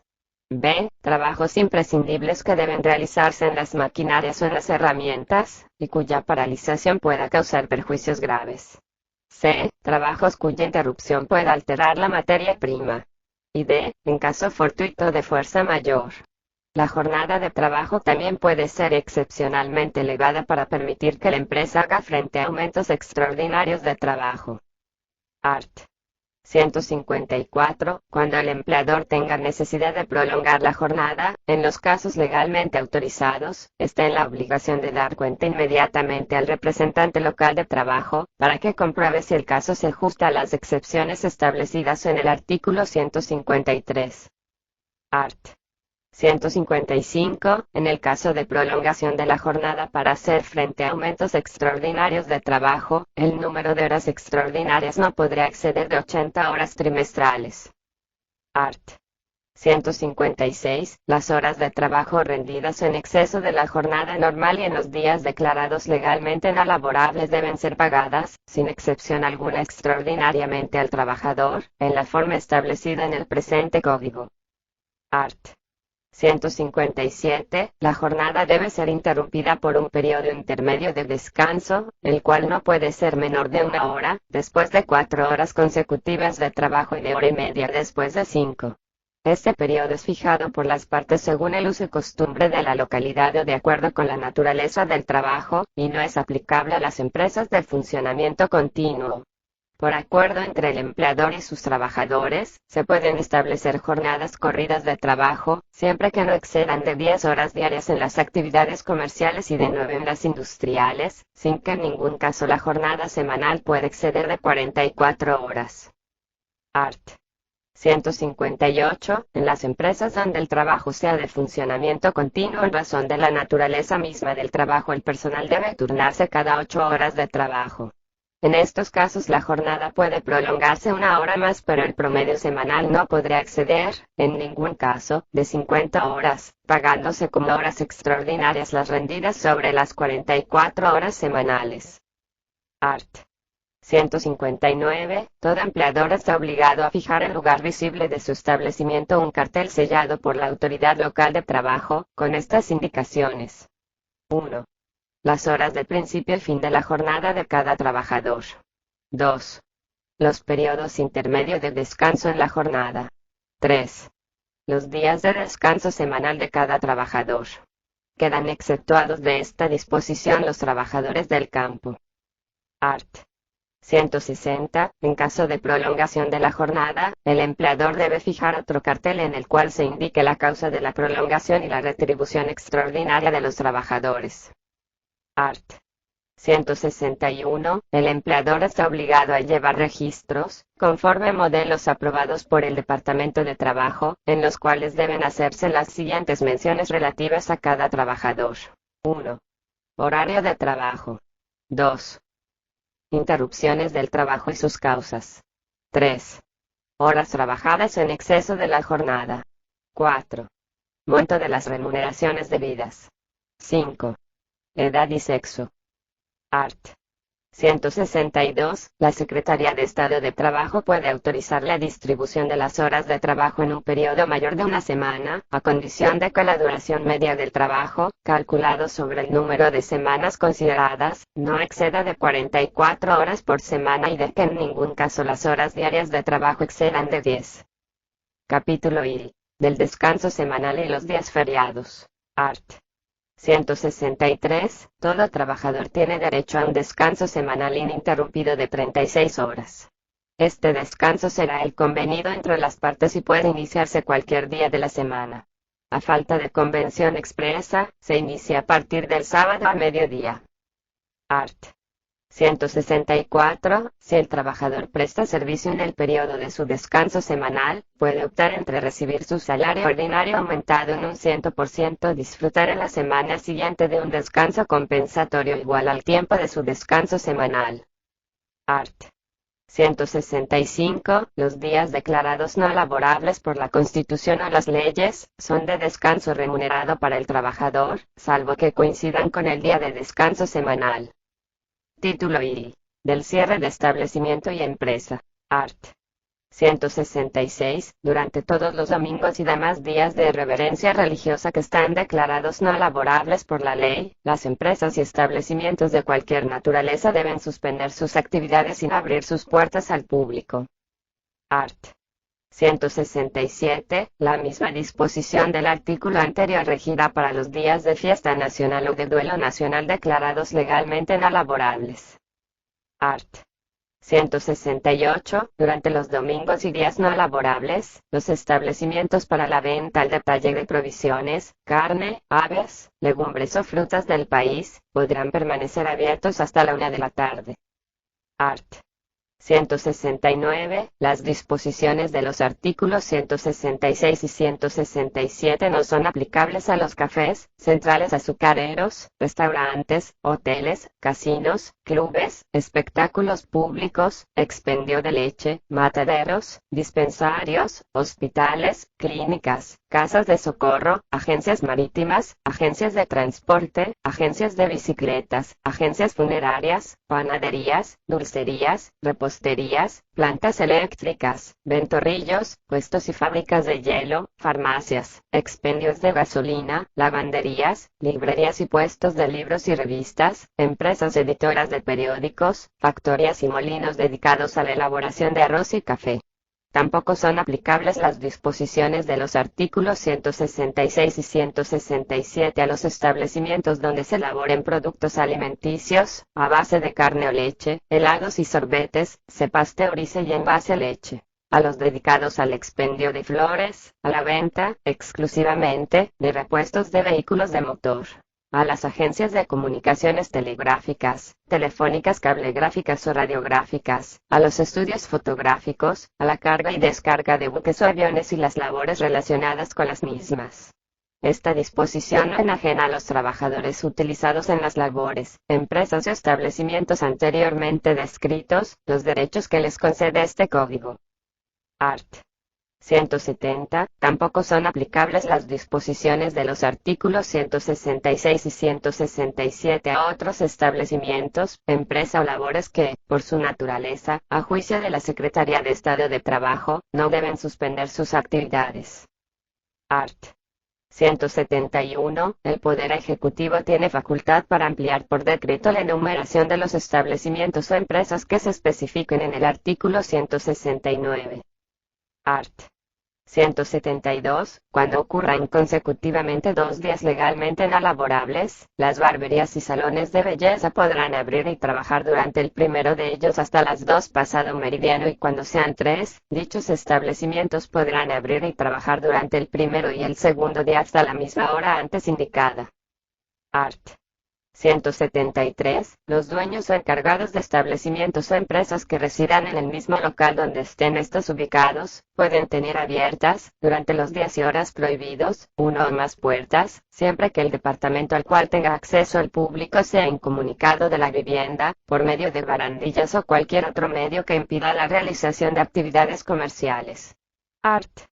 174. En casos de evidente interés público, el Secretario de Estado de Trabajo, por solicitud justificada elevada solo en cada caso por conducto del Departamento de Trabajo, podrá autorizar que determinados establecimientos abran y laboren en los días indicados en los artículos 166 y 167, hasta la hora que fija la autorización. Art. 175. En los días laborables, las empresas y establecimientos de cualquier naturaleza podrán laborar y permanecer con sus puertas abiertas al público indefinidamente. Art. 176. Las disposiciones de los artículos anteriores no enajenan al trabajador ninguna de las ventajas que le concede el presente código. Por lo tanto, las empresas o establecimientos que deseen permanecer abiertos después de las 6 de la tarde, no podrán exigir a sus trabajadores una jornada de trabajo que exceda de las 8 horas al día ni las 44 horas por semana de 6 días, teniendo en cuenta, sin embargo, las reglas y excepciones prescritas en el artículo anterior. Título IV. De las vacaciones. Art. 177, modificado por la Ley Núm. 97, de fecha 31 de mayo de 1997. Los empleadores tienen la obligación de conceder a todo trabajador un periodo de vacaciones de 14 días laborables, con disfrute de salario, conforme a la escala siguiente. 1. Después de un trabajo continuo no menor de 1 año ni mayor de 5, 14 días de salario ordinario. 2. Después de un trabajo continuo no menor de 5 años, 18 días de salario ordinario. Las vacaciones pueden ser fraccionadas por acuerdo entre el trabajador y el empleador. Pero, en todo caso, el trabajador debe disfrutar de un periodo de vacaciones no inferior a 1 semana. Se prohíbe el fraccionamiento si el trabajador es menor de edad. Art. 178. El trabajador adquiere el derecho a vacaciones cada vez que cumple 1 año de servicio ininterrumpido en una empresa. Art. 179. Los trabajadores sujetos a contratos por tiempo indefinido que sin culpa alguna de su parte, no puedan tener oportunidad de prestar servicios ininterrumpidos durante 1 año a causa de la índole de sus labores o por cualquier otra circunstancia, tienen derecho a un periodo de vacaciones proporcional al tiempo trabajado, si este es mayor de 5 meses. Art. 180. Para la aplicación del artículo 179 rige la siguiente escala. Trabajadores con más de 5 meses de servicios, 6 días. Trabajadores con más de 6 meses de servicios, 7 días. Trabajadores con más de 7 meses de servicios, 8 días. Trabajadores con más de 8 meses de servicios, 9 días. Trabajadores con más de 9 meses de servicios, 10 días. Trabajadores con más de 10 meses de servicios, 11 días. Trabajadores con más de 11 meses de servicios, 12 días. Art. 181. El salario correspondiente al periodo de vacaciones debe ser pagado al trabajador el día anterior al del inicio de estas, junto con los salarios que a esta fecha hubiera ganado. El salario correspondiente al periodo de vacaciones comprende la remuneración habitual, según lo dispuesto en el artículo 177, y el equivalente de su remuneración en especie si la hubiere. Art. 182. Durante el periodo de vacaciones el trabajador no puede prestar servicios, remunerados o no, a ningún empleador. El derecho a vacaciones no puede, en ningún caso, ser objeto de compensación ni de sustitución alguna.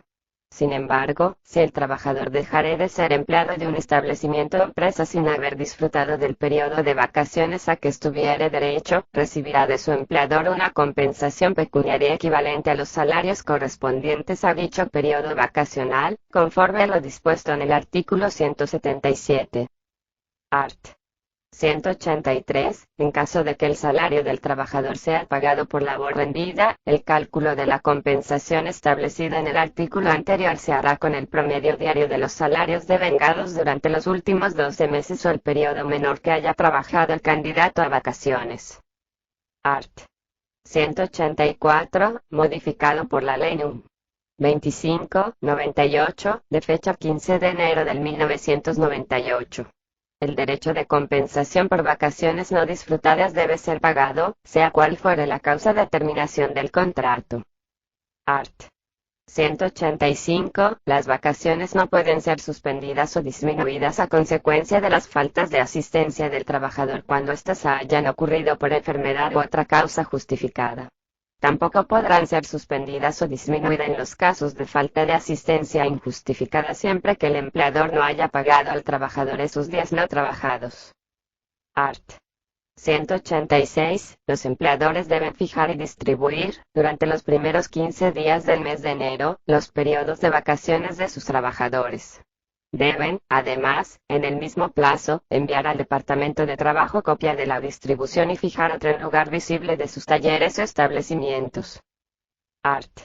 187. Los trabajadores cuyo derecho a vacaciones se adquiera con posterioridad al 15 de enero, deben ser incluidos por el empleador en nóminas adicionales dentro de los 30 días de la fecha en que se haya adquirido dicho derecho. Art. 188. El empleador puede variar, en caso de necesidad, la distribución del periodo de vacaciones, pero por ninguna circunstancia, los trabajadores dejarán de disfrutar íntegramente de las vacaciones dentro de los 6 meses de la fecha de adquisición del derecho. Art. 189. Todo trabajador, al comenzar el disfrute de sus vacaciones, deberá firmar la constancia correspondiente de un libro registro que llevará el empleador para este fin. En ese libro registro deberá indicarse: a. La fecha en que entren a prestar servicio sus trabajadores y la duración de las vacaciones pagadas a que cada uno tenga derecho. b. La fecha en que cada trabajador tome sus vacaciones anuales pagadas. c. La remuneración recibida por cada trabajador durante el periodo de sus vacaciones anuales pagadas. En caso de no saber firmar, el trabajador estampará sus señas digitales. Art. 190. Durante el periodo de vacaciones el empleador no puede iniciar contra el trabajador que las disfruta ninguna de las acciones previstas en este código. Art. 191. El empleador está obligado a reemplazar temporalmente por otros a los trabajadores en vacaciones, cuando como consecuencia de ellas las labores encomendadas al personal resulten extraordinariamente recargadas. Es potestativo del empleador aumentar la duración del periodo de vacaciones. Título B. Del salario. Art. 192. Salario es la retribución que el empleador debe pagar al trabajador como compensación del trabajo realizado. El salario se integra por el dinero en efectivo que debe ser pagado por hora por día, por semana, por quincena o por mes al trabajador, y por cualquier otro beneficio que obtenga por su trabajo. Art. 193. El monto del salario es el que haya sido convenido en el contrato de trabajo. No puede ser, en ningún caso, inferior al tipo de salario mínimo legalmente establecido. Art. 194. A trabajo igual, en idénticas condiciones de capacidad, eficiencia o antigüedad, corresponde siempre igual salario, cualesquiera que sean las personas que lo realicen. Art. 195. El salario se estipula y paga íntegramente en moneda de curso legal, en la fecha convenida entre las partes. Puede comprender, además, cualquier otra remuneración, sea cual fuere la clase de esta. El salario puede pagarse por unidad de tiempo, por unidad de obra, por comisión, por ajuste o precio alzado, o combinando algunas de estas modalidades. Art. 196. El pago del salario debe efectuarse personalmente al trabajador en el día de trabajo y a más tardar dentro de las 5 horas subsiguiente a la terminación de la jornada del día en que corresponda hacer dicho pago. Salvo convención en contrario, se hace en el lugar donde presta servicios el trabajador. El pago del salario será completo, salvo los descuentos autorizados en el presente código. En casos de enfermedad o ausencia debidamente justificada, el pago podrá ser hecho a un representante del trabajador debidamente autorizado. Se prohíbe el pago del salario mediante la expedición y entrega de fichas, vales, tarjetas, certificados u otras formas. Art. 197. La propina obligatoria prevista en el artículo 228 y la propina voluntaria pagada por el consumidor directamente al trabajador no se consideran parte del salario. Art. 198. El salario no puede ser pagado por periodos mayores de un mes. Los trabajadores que devengan salarios por hora o por día deben ser pagados semanalmente, salvo acuerdo en contrario de las partes. Art. 199. En los trabajos por obra determinada, salvo convención en contrario, el empleador debe pagar al trabajador semanalmente el valor proporcional a la labor realizada, pero puede retener como garantía una cantidad no mayor de la tercera parte de ese valor. Art. 200. El salario o los créditos provenientes de derechos reconocidos por la ley a los trabajadores son inembargables, salvo en la tercera parte por pensiones alimentarias. El embargo en exceso de la tercera parte es admisible por pensiones alimentarias dispuestas en virtud de la ley sobre asistencia obligatoria de los hijos menores de edad. Art. 201. El pago del salario puede ser objeto de estos descuentos. 1. Los autorizados por la ley. 2. Los relativos a cuotas sindicales, previa autorización escrita del trabajador. 3. Los anticipos de salarios hechos por el empleador.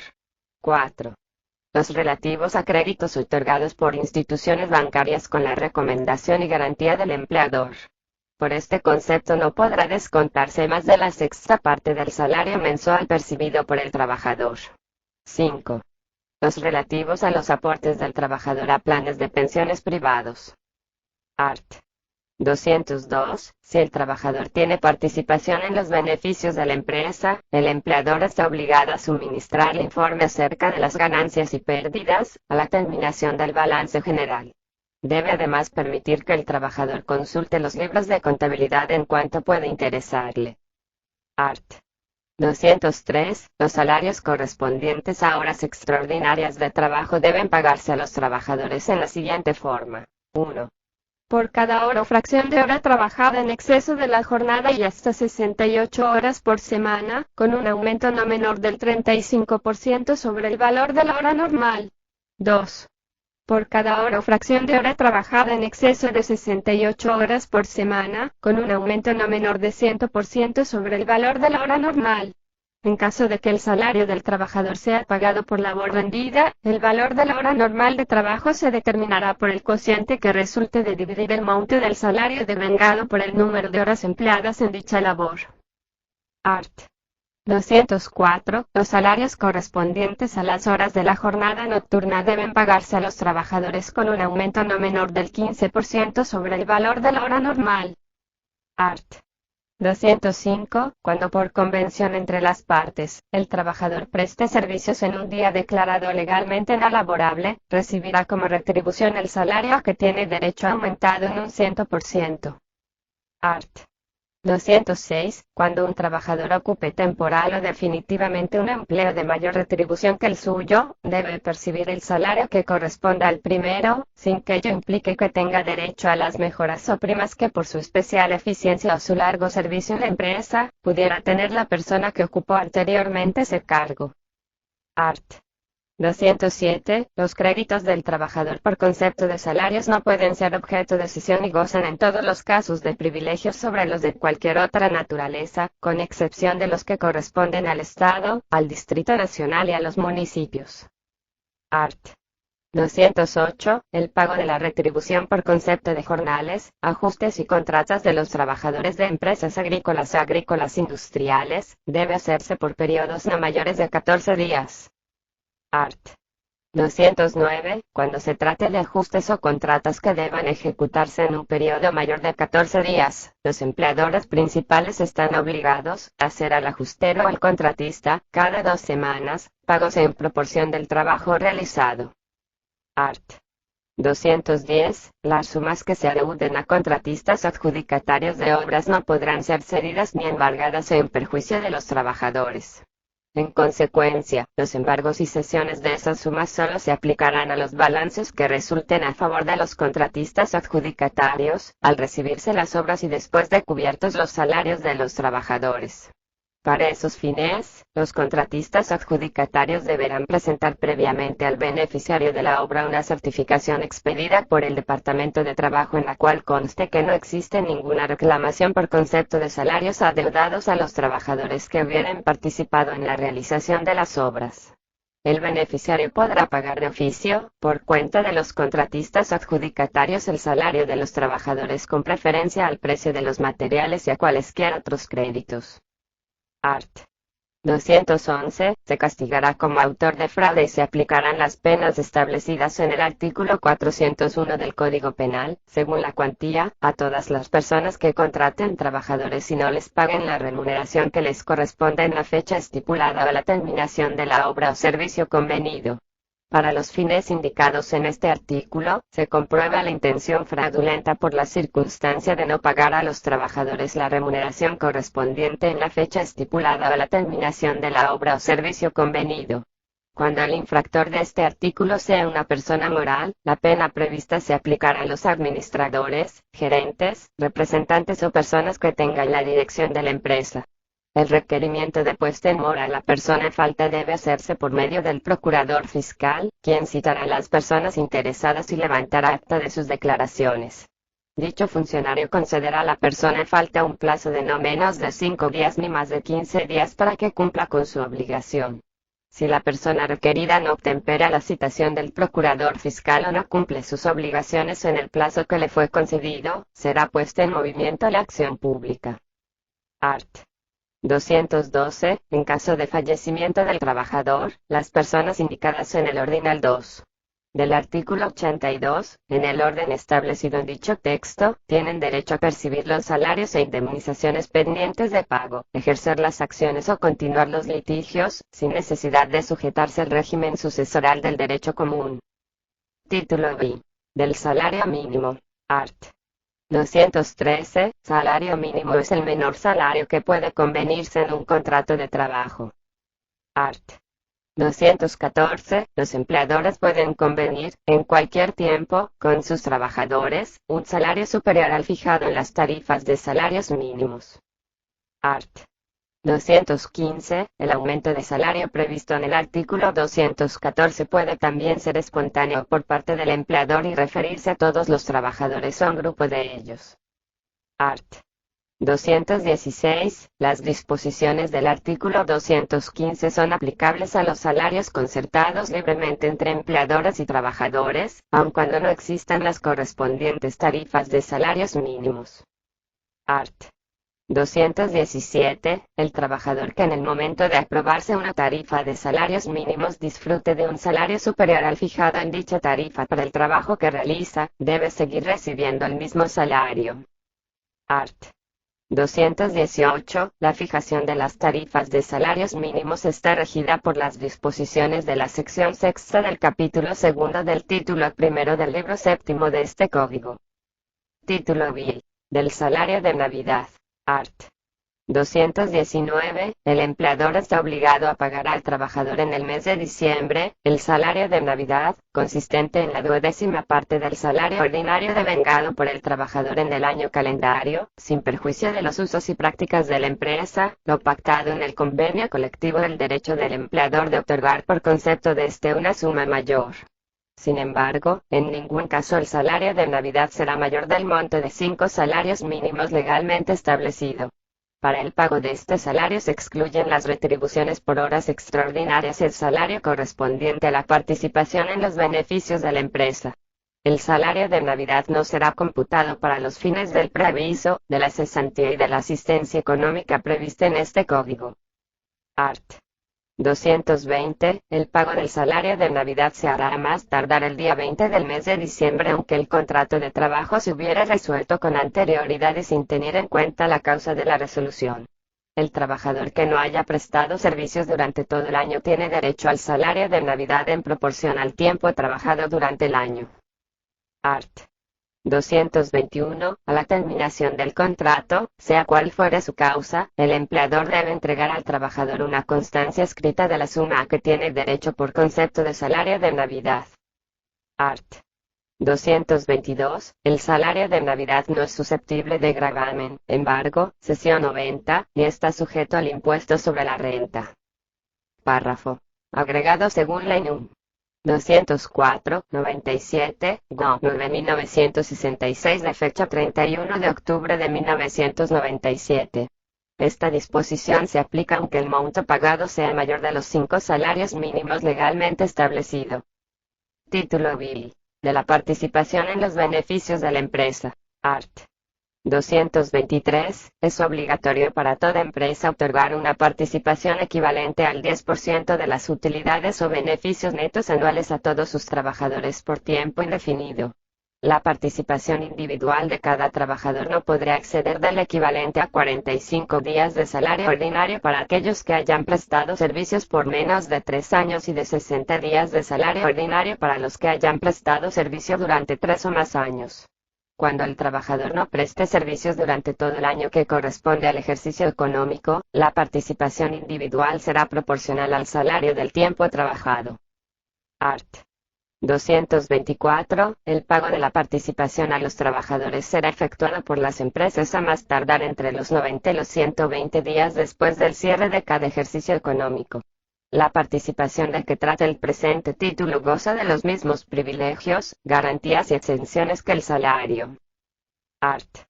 225. En caso de que hubiere discrepancia entre las partes sobre el importe de la participación, los trabajadores pueden dirigirse al Secretario de Estado de Trabajo, para que a instancias de el Director General de Impuestos sobre la Renta disponga las verificaciones del lugar.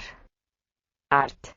226. Quedan exceptuados de pagar el salario de participación en los beneficios. 1.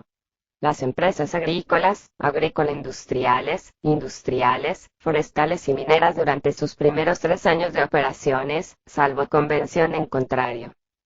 2. Las empresas agrícolas cuyo capital no exceda de 1 millón de pesos. 3. Las empresas de zonas francas. Art. 227. La participación de los trabajadores debe calcularse sobre los beneficios netos antes de determinar la renta neta imponible y las bonificaciones que correspondan a los miembros del Consejo de Administración, directores, administradores o gerentes. Título X. De la propina. Art. 228. En los hoteles, restaurantes, cafés, barras y en general, en los establecimientos comerciales donde se expende para su consumo en esos mismos lugares comidas o bebidas, es obligatorio para el empleador agregar un 10% por concepto de propina en las notas o cuentas de los clientes, o de otro modo que satisfaga dicha percepción, a fin de ser distribuido íntegramente entre los trabajadores que han prestado servicio. Art. 229. Los empleadores deben adoptar los métodos pertinentes para que las percepciones obligatorias por concepto de propina sean liquidadas semanalmente o en cualquier oportunidad convenida, para ser repartidas en partes iguales entre el personal. Art. 230. La liquidación de las sumas a que se refiere el artículo precedente debe ser justificada por los empleadores, así como su reparto y entrega. Libro cuarto. de la regulación oficial de las condiciones de algunos contratos de trabajo. Título I. De la protección de la maternidad. Art. 231. La mujer goza de los mismos derechos y tiene los mismos deberes que el hombre en lo que concierne a las leyes de trabajo, sin más excepciones que las establecidas en el presente título, cuyo propósito es la protección de la maternidad. Art. 232. Es nulo el desahucio ejercido por el empleador durante el periodo de la gestación de la trabajadora y hasta 3 meses después de la fecha del parto. La trabajadora debe notificar su embarazo al empleador, por cualquier medio fehaciente. La notificación debe indicar la fecha presumible del parto. Art. 233. La mujer no puede ser despedida de su empleo por el hecho de estar embarazada. Todo despido por el hecho del embarazo es nulo. Todo despido que se haga de una mujer embarazada o dentro de los 6 meses después de la fecha del parto debe ser sometido previamente al Departamento de Trabajo o a la autoridad local que ejerza sus funciones, a fin de que ésta determine si obedece al hecho del embarazo o es consecuencia del parto. El empleador que despida a una trabajadora sin observar la formalidad prescrita precedentemente está obligado a pagar a dicha trabajadora, además de las prestaciones que le corresponde de acuerdo con este código, una indemnización equivalente a 5 meses de salario ordinario. Art. 234. Durante el periodo de la gestación no se le puede exigir a la trabajadora que realice trabajos que requieran un esfuerzo físico incompatible con el estado de embarazo. Art. 235. Si como consecuencia del embarazo o del parto, el trabajo que desempeña es perjudicial para su salud o la del niño y así se acredita mediante certificación expedida por un médico, el empleador está obligado a facilitar a la trabajadora que cambie de trabajo. En caso de ser imposible el cambio, la trabajadora tiene derecho a una licencia sin disfrute de salario, sin perjuicio de las disposiciones del artículo 236. Art. 236. La trabajadora en estado de embarazo tiene derecho a un descanso obligatorio durante las 6 semanas que preceden a la fecha probable del parto y las 6 semanas que le siguen. Cuando la trabajadora no haga uso de todo el descanso prenatal, el tiempo no utilizado se acumula al periodo del descanso postnatal. Art. 237. El descanso pre y postnatal nunca será menor, en conjunto, de 12 semanas y durante el mismo, la trabajadora conservará su empleo con todos los derechos que del mismo se derivan. Art. 238. Cuando una trabajadora solicite la concesión de sus vacaciones, inmediatamente después del descanso postnatal el empleador está obligado a acceder a su solicitud. Art. 239. El descanso pre y postnatal es retribuido con el salario ordinario devengado por la trabajadora. Si la trabajadora está protegida por las leyes sobre seguros sociales, el empleador está obligado a pagarle la mitad del salario y el Instituto Dominicano de Seguros Sociales le pagará un subsidio en dinero igual al 50% del salario. Art. 240. Durante el periodo de lactancia la trabajadora tiene derecho, en el lugar del trabajo, a 3 descansos remunerados durante su jornada, de 20 minutos cada uno, como mínimo, con el objeto de amamantar al hijo. Art. 241. Cuando fuera de los plazos establecidos en el artículo 236 y como consecuencia del embarazo o del parto, la mujer no pueda concurrir a su labor, lo notificará al empleador y al Departamento de Trabajo. La imposibilidad se acreditará con un certificado médico que depositará la interesada en la oficina de trabajo correspondiente. Art. 242. En caso de ser cierta la imposibilidad a que se refiere en el artículo 241, se concederá licencia a la trabajadora, sin disfrute de salario, siempre que el empleador esté al día con la cotización de la trabajadora en el Instituto Dominicano de Seguros Sociales, o está disfrute de un seguro igual a médica, salvo convención en contrario, por todo el tiempo que los médicos estimen necesario. Art. 243. Durante el primer año del nacimiento del hijo, la trabajadora podrá disponer de medio día cada mes, según su conveniencia, para llevarlo a la atención pediátrica. Título I. Del trabajo de los menores. Art. 244. Los menores de edad disfrutan de los mismos derechos y tienen los mismos deberes que los mayores, en lo que concierne a las leyes de trabajo, sin más excepciones que las establecidas en el presente código. Art. 245. Se prohíbe el trabajo de menores de 14 años. No obstante, en beneficio del arte, de la ciencia o de la enseñanza, el Secretario de Estado de Trabajo, por medio de permisos individuales, podrá autorizar que menores de 14 años puedan ser empleados en espectáculos públicos, radio, televisión o películas cinematográficas como actores o figurantes. Art. 246. Los menores de 16 años no pueden ser empleados ni trabajar de noche, durante un periodo de 12 horas consecutivas el cual será fijado por el Secretario de Estado de Trabajo y que, necesariamente, no podrá comenzar después de las 8 de la noche, ni terminar antes de las 6 de la mañana.